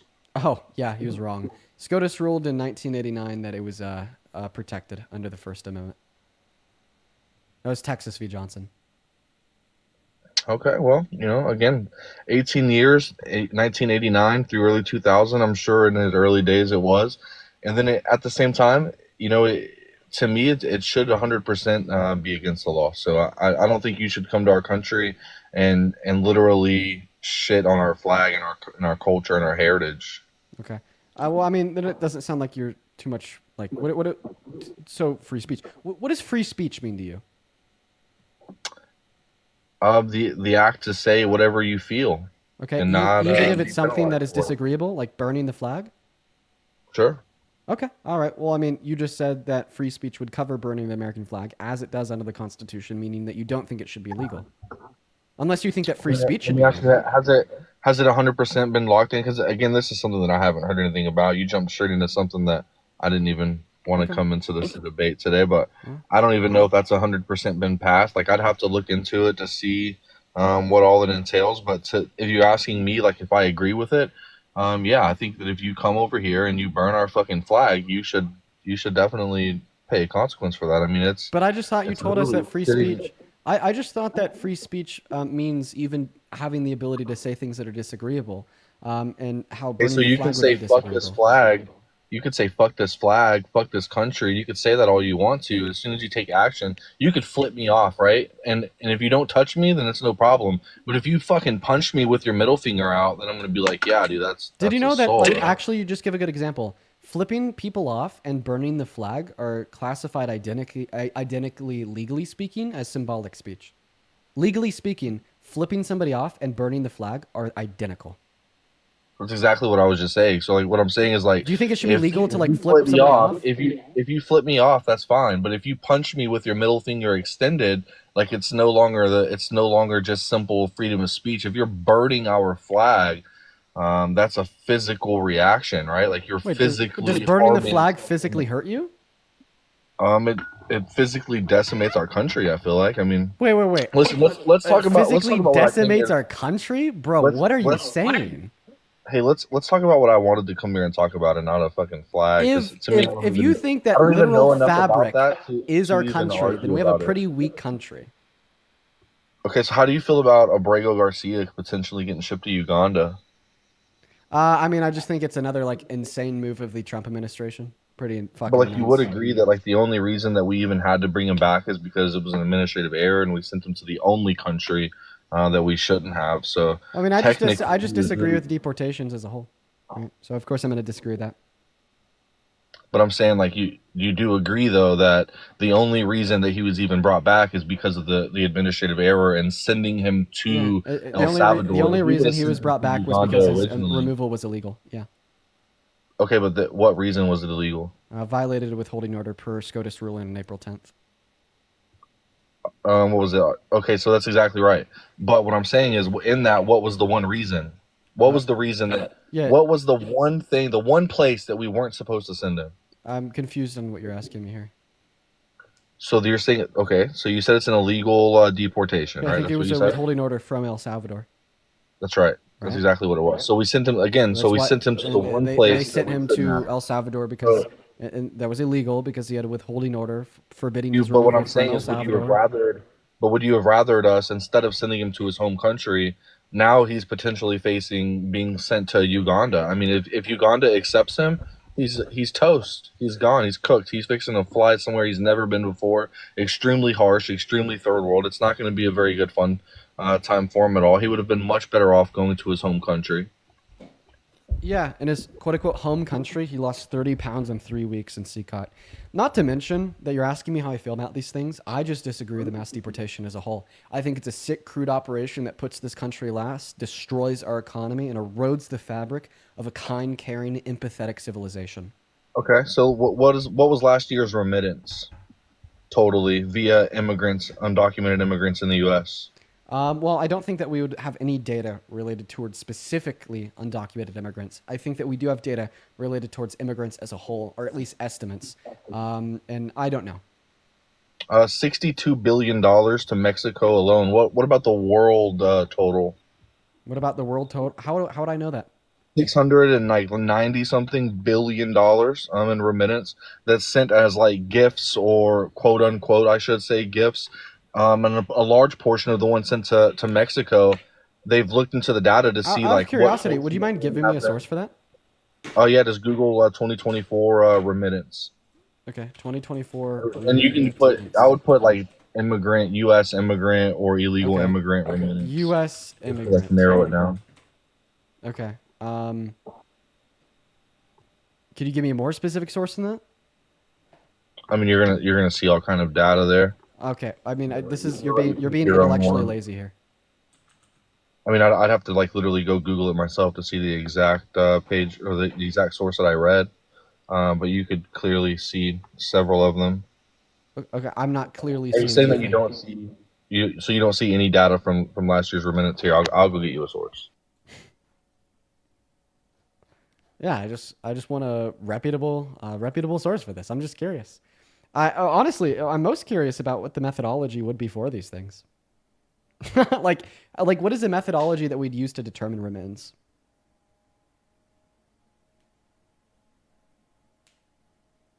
Okay, so I googled it and like literally exactly what I told you and several things. So what's the source? I just want to read their methodology. Like, if remittance is high, like, who fucking cares, you know? I guess now the GOP is so anti-personal liberties and freedoms that you can't even do what you want when you want to do it with your money, even if it doesn't hurt anyone, and it's not illegal. But we'll get there. We'll get there. Federation of American. I can't hear you if you're on pause. Hold on. It's Federation of American. Federation of American. Immigration Reform. Immigration Reform. Ooh, Federation of American Immigration Reform. They suck. Yeah. I know Federation of bro. I went to find one that's a .org or a .gov or something that's not just like a random Fox News. Like yeah, there's several of them, but the reason why FAIR sucks is because FAIR likes to say that undocumented immigrants well, actually, let me clarify. FAIR likes to say that citizens are undocumented immigrants. Like, when they're trying to calculate like the total net drain of undocumented immigrants on the economy, they will literally include citizens that are children of undocumented immigrants and the benefits that they receive regardless of their age as a cost of undocumented immigration. So I just don't like FAIR. Okay. So then for argument's sake, let's just say that it's all legal. Okay. We'll say that it's all immigrants. So FAIR says that there's been like $200 billion a year that's flown out of the economy in forms of remittance. Okay, got it. Do you have any data to indicate that undocumented immigrants are more likely to send remittance out of the country than legal immigrants?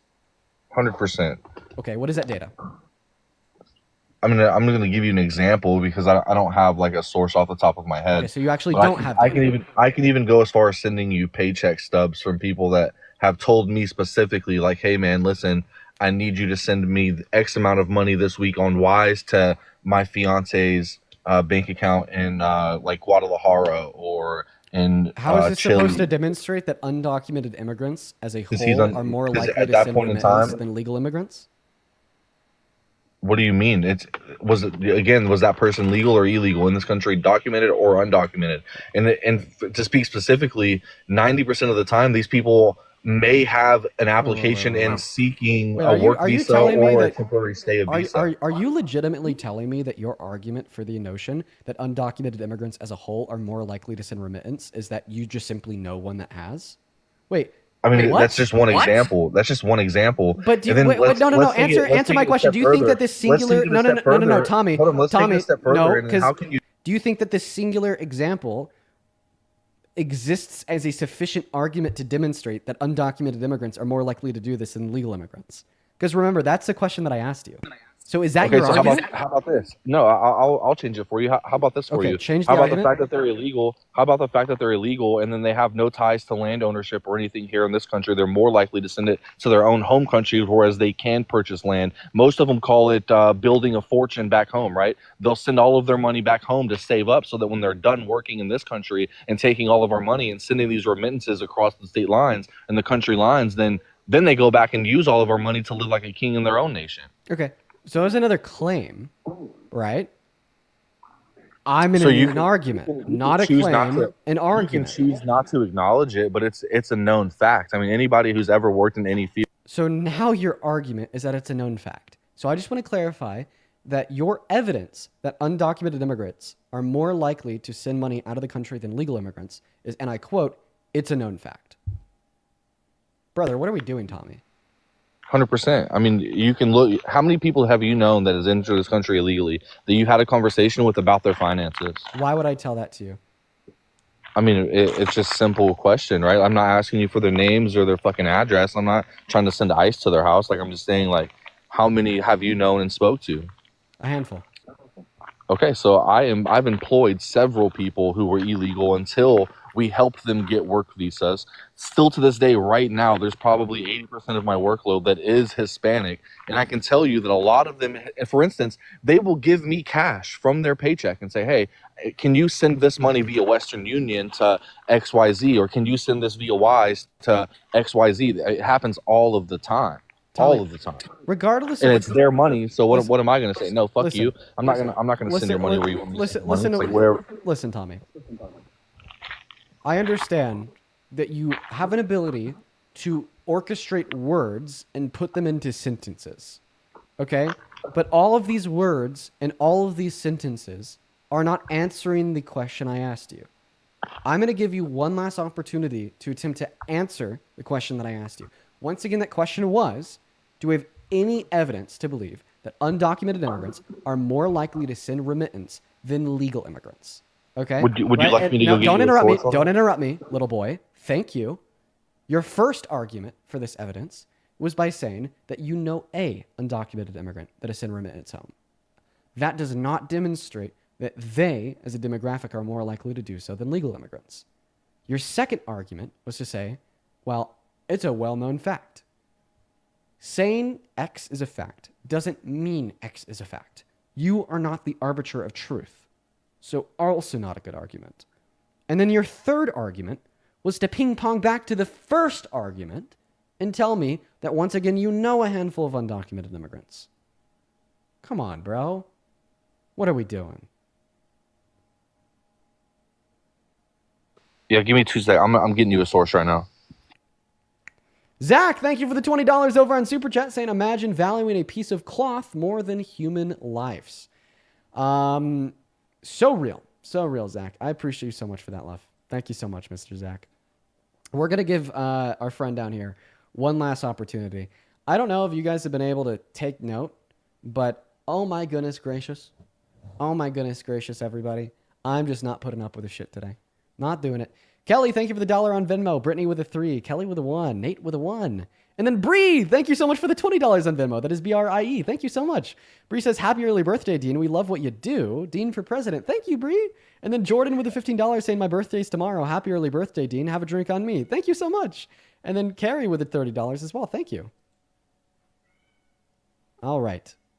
So it looks like there's not a whole lot of data like separating or like differentiating who is sending the money, and I would assume that's just because they don't have like a social security number or something to attach to the remittance as they send it.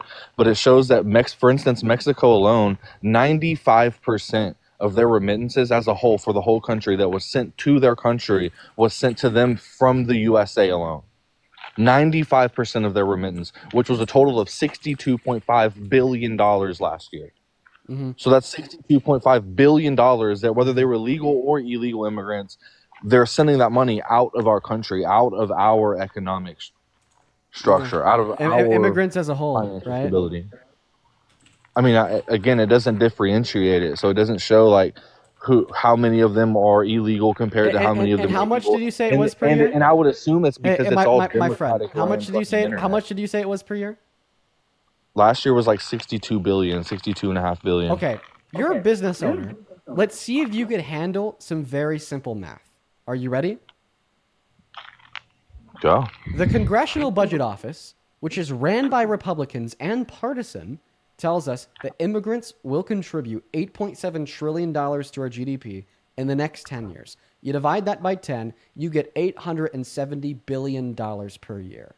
Now, you told me that they send a remittance total of around $60 billion out per year.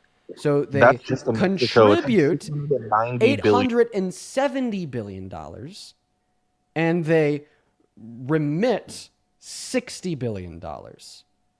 Well, Tommy, if you know your simple addition and subtraction, you're using if you know some very You're using Mexico's total, though. The entire remittance is closer to $700 billion. Whoa! Globally. According to what source? Fair literally said. Google it. No, Fair. Why don't you Fair. fact check You gave me. You Why gave don't me you Fair. fact check it? Yeah, I did. Fair. You literally said Fair. Fair literally gives an estimate of $200 billion. Google last year's remittance in the USA. Fair said $200 billion globally. No, how the fuck do you think that's not even economically feasible? That's literally not even economically you said yourself feasible. They don't account numbers correctly, so that's just showing that remittance has been sent. Wait, now fine. Wait. But you're the one that gave me Fair as your source. Sweetie pie. I'll go get you the information. Wait. So is your argument your source is unreliable? Dean, my source is unreliable. Dean, my source is unreliable. Come on.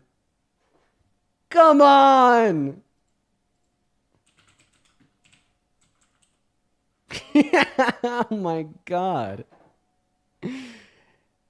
Oh, I'm sorry. It's actually $857 billion. According to who? Now, hold on 2 seconds. According to whom? According to whom?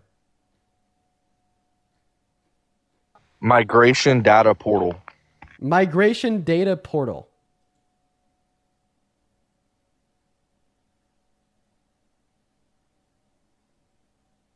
In the total amount, like counting, like I guess other random items, is 900 some odd billion. So according to that data alone, they're sending out more money than they're bringing in. So to your own argument, it's terrible for our economy. They're coming over here to make money and do what? Send it back to their own country? You idiot! Tommy, Migration Data Portal is a global statistic tracker. Don't believe me? Go on that website, Migration Data Portal, where it tells you that they've sent $857 billion. Then under it, it'll say source World Bank. And you could even click on their source on their website, and you can read about how this is global. That is what's being sent from the USA globally. From the USA to the world. Not true. This is all remittance anywhere in the world. You're a fucking full of shit, bro. You want to get you another source? Go source read your own that source. Shows the same numbers? No. Let's stick on this source because it is from this source that I'm getting the data from. From the USA, yes. No, where does it say from the USA? Where does it say from the USA? Okay, here, let me go get you another one. No, I don't want another one. I want to stick on this one. You said this source. You said this source was just from the USA. No, give me the evidence from this source. Where does it say that? Where does it say that? Article, remittance from the USA. Where does it say that? Where does it say that? Where? Bro! It literally has shows a global map of where the remittance comes from. Oh my God. Tommy, you're getting cooked so hard right now. Oh my God. This is unreal. Oh my God. Oh, I would hate to be you right now. It literally shows a global map of where the remittance is coming from if you scroll down 2 times. If you scroll down 2 times, you will see the global map. Oh my goodness gracious. I will show you. How much of that is contributed from the USA? No. Stupid? You're Because gonna we contribute. You're gonna pivot. Contribute like You're gonna 90% pivot. of it. You're gonna fucking pivot, my 90% of friend. that number. 90% of that number is. Oh, so now wait, but I thought you said that why this don't was you all read the the USA. rest of the article? I thought that you said that this was all the USA. Why don't you read the rest of the article? I did read the rest of the article, and No, it you shows didn't. the. Obviously Stop you interrupting fucking me. didn't, or you would have read where it said that the hey, little man. substantial amount of it, Hey, almost little man. 90% is submitted from the USA. Hey, little man. Stupid fuck. Hey, little man. Don't be calling Bro, me. you're an idiot. You try to push your own fucking propaganda. You just called me an idiot because I proved you wrong. And then you. He's going on timeout. And then you pick small fucking. You're going on timeout. Article out, Okay. and then you'd be like, "Oh, your fucking article says this," but it obviously says something completely different. You just don't read the whole fucking article. It's crazy. Propaganda. Your ability to manipulate words is insane. Let me know when you're done. Go ahead. Now read the rest of the fucking article. That's what you do. He's not done yet. Why don't you pull the article up on the screen for the rest of everybody? That's what you do. It's actually what I'm about to do. Let me know when you're calm. Go ahead. You have an echo. Swipe in and out. Okay, Tom. You made the claim that there is $857 billion worth of remittance sent out of the USA every year, right? It's somewhere close to that, yes. And then I asked you for your source for your claim, and then you gave me the migration data portal, right? Yep. Just Googled it, clicked the first one, read it, sent it to you, buddy. I have something to show you. Can you read that URL? Yeah. Migration data portal. So if you scroll down twice on Migration Data Portal's website, right under they give you the total of in 2023, there's $857 billion. What you will see next is where do remittances come from? And it highlights where these remittances totaling to $857 billion USD are coming from. Really? Then why are there none over USA then? Then why is there none under the USA, stupid? Why is it all over Africa? Maybe it's because they're all being sent from the USA. That's probably where it's showing you right there is where all of the money is going to. What does that say?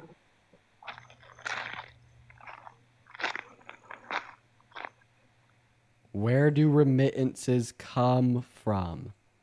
Tommy, you've lost. So you're saying that? So then you're saying that the USA sends $0 in remittance because according to that map that it just shows right there, almost like 1% of the fucking remittance was from the USA. So you're saying that the USA sends only 1% of the total remittances worldwide. The USA is actually the second largest dot on the screen, and second of all, that's what your source would be saying. That's not what There was would be one saying. over like Houston, Texas. That's Pull it back what up. your source would be saying. Bro, you're so fucking stupid. Pull up the map How again. am I stupid? Here, don't worry. I'll go. Okay, now look. That fucking scroll over. That's over Mexico, bro. That big ass dot. It's the second biggest dot. It's over Mexico and like fucking part of fucking Texas. And I would say that that's only because it's trying to show you that that's where a lot of fucking money is going to is Mexico. Tommy, And then the other one's over what? What, Tommy, like fucking Denver? Tommy, Come on, bro. There's no way. Here, let me Google what wait, percentage don't of the leave yet. remittances are I sent. hate to cook you like this again, Tommy boy. I hate to cook you like this again, my friend. I hate to do it to you. I hate to do it to you, Tommy. It's not in my control, Tommy. It's not in my control. Why don't you come back to this live right now? It's not in my control, Tommy. It's not in my control. You getting absolutely fucking deep fried is not in my control. You said that big dot wasn't the USA? My friend, all you had to do is click on it. Maybe you shouldn't say the dumbest shit ever before you speak. Before you do your research. Tommy, look at your screen. It's over Mexico. It says the United States. I'm showing you it right there. Zoom back out. What are you clicking on? The dot! The What dot that's fucking dot? highlighted in red! Whenever you move it off the icon, that dot is no longer there.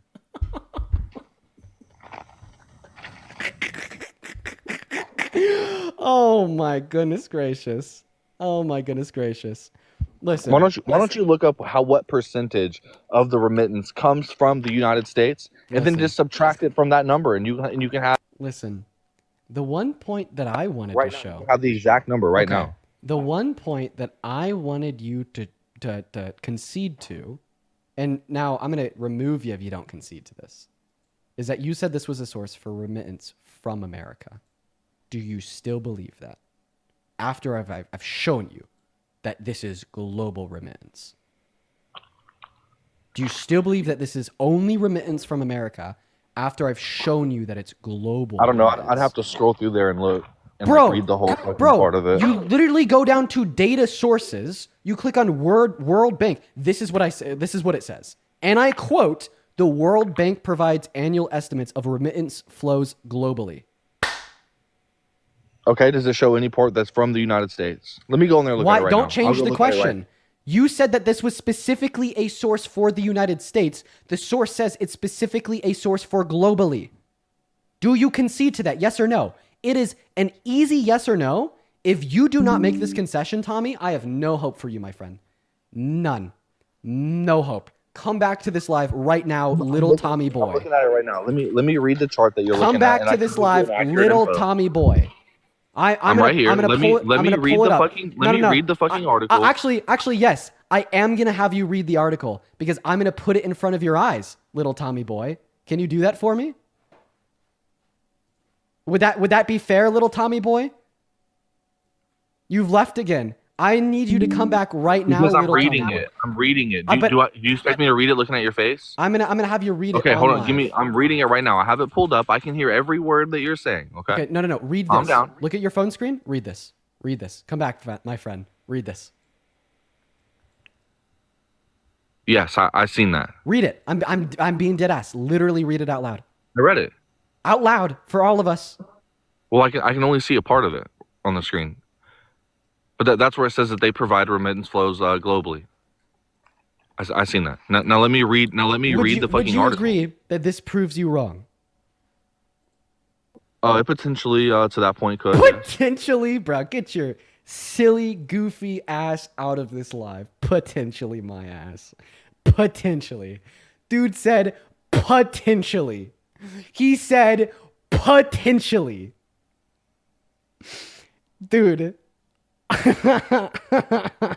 Get the fuck out of here. Get the fuck out of here. Stephanie! Thank you so much for the $100 super chat over on YouTube. I appreciate you for that love, Stephanie. Everybody show some love to Stephanie down below. Stephanie with all $100 says, "You are so incredible and make me laugh every time these dumb people can't even explain their side, racism and bigotry." Stephanie, I appreciate you for being here. And thank you so much for the $100. This was another $50 right now. Coming in as we speak, Stephanie with another $50 says, "Tommy Boy is the only one who's uneducated in an IDIOT. How are they this ridiculous?" Oh, that was so fucking ridiculous, Stephanie. I appreciate you for the $150. Seriously, if everybody watching now could show some love to Stephanie for the $150 over on Super Chat while we're looking for this next guest, that would be great. But Stephanie, don't worry. We all agree with you. That was absolutely ridiculous. As well as Penguin. Thank you so much for the $50 donation over on Super Chat as well. Penguin didn't leave a message, only the love. Thank you, Penguin. And thank you, Stephanie. You guys are awesome. Penguin and Stephanie, let's go. Thank you both so very, very, very, very much. Okay. All right. We are going to go ahead and move on to the next guest at this point. We've been live for 3.5 hours. We're going to be on here for around another 30 minutes. Holy shit, what a ridiculous guess. I can't help but laugh. You know what I mean? Like, sometimes it can be frustrating to have like a really dense, hard-headed Trump supporter that's unwilling to concede anything. But it's like, when the evidence is literally coming from their own source that they're wrong, you can't help but laugh. I don't even get pissed off. I laugh my booty off. Okay? We're going to move on to the next guest right now. Nate, thank you for the $1 over on Venmo. Says, "Like talking with my ex." Jeez. Well, good they're an ex, man, because if that's the way you guys communicated, that relationship needed to end. Courtney, thank you for the $7 over on PayPal. And then Regina with a 1 and Rebecca with the 11. Thank you guys so much for the love. I appreciate everyone so much for the love over on PayPal. Let's go and get that next guest up in here. Guys, go to put a Mac with your age down below in the comment section. We'll get you connected. We're going to move on to the next guest, Daniel. What's up? Do you support Trump? Not so much anymore, but I did vote for him. Oh, man. Well, that's awesome that you don't support him anymore. Really proud of you. We're just still looking for people that still support Trump per the title. But like I said, I'm proud of you, man. Good for you. Good for you.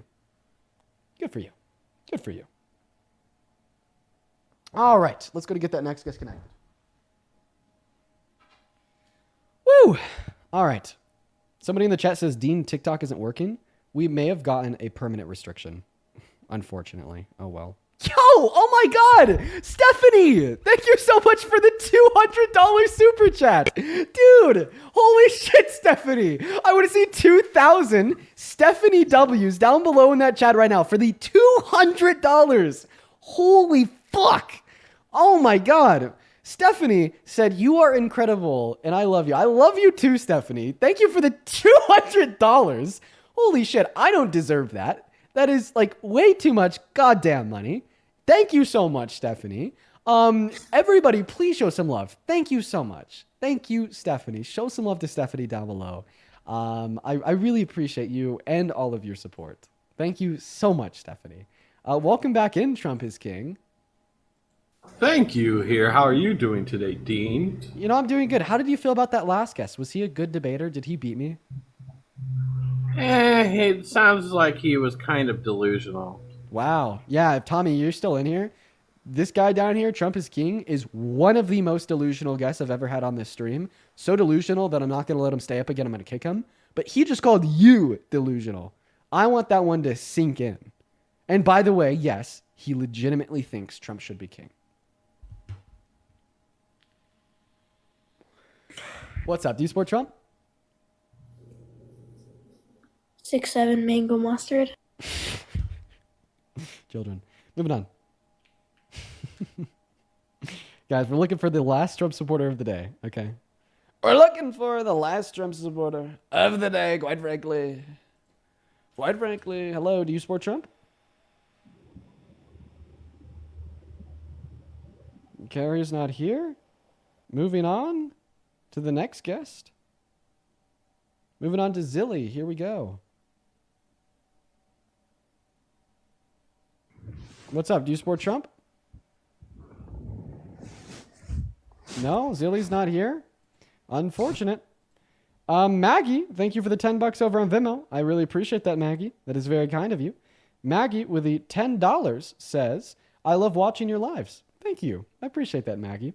As well as Jessica with the $11 saying, happy early 21st birthday. Thank you for cooking them and schooling us. I hope you have an awesome birthday. I'll be going to a protest for Labor Day. You know what? Maybe I'll have to get out there too. I might just have to. Thank you for the $11 and the birthday wishes. That is very kind of you. Let's go to move on to the next guest, Anna. Hello. Do you support Trump? No, I did not mean to request. I do not. No worries at all. No worries at all. Don't you worry about a thing. Don't you worry about a thing. Moving on. All right. Let's go and get that next guest connected right now. We got one Tesla loading in. Hello, one Tesla. You've already been up here, what's right? up? I think a while back. I'm happy to drop if. I remember you. All right, we're going to try one more with Mr. Ducifer. Therapy Suck. What's up? You support Trump? I don't support Trump, but I support his messaging. Okay. Goodbye. Hello, Ducifer, you MAGA? Yes. Oh, yeah, no shit. Your name is Ducifer, right? Mm-hmm. Ducifer. Because you're a doofus. You done? Yeah. Why do you support Trump? Because I do. Okay. All right. Why? Because I'm an alpha male. All right, buddy. I'm going to swipe that one under the rug and act like you didn't say that. Why do you support Trump? Because I support Trump. Okay. Is your brain broken? Uh-huh. It is? Yeah. Yeah. Do you want to try to give a real argument, my friend? I like his golf courses. How about that? Oh, dude, you're the guy that came up here and said that I was Satan, right? All right, Satan? Yes. No, you don't work with us. What? You don't work with us. Get out of here. Okay. Let me check my text for my girlfriend real quick.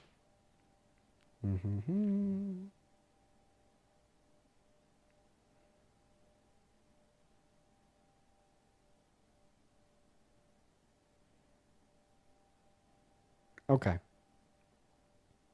Hey everybody. Unfortunately, I got to end the life. My girlfriend's grandma needs to go be checked on.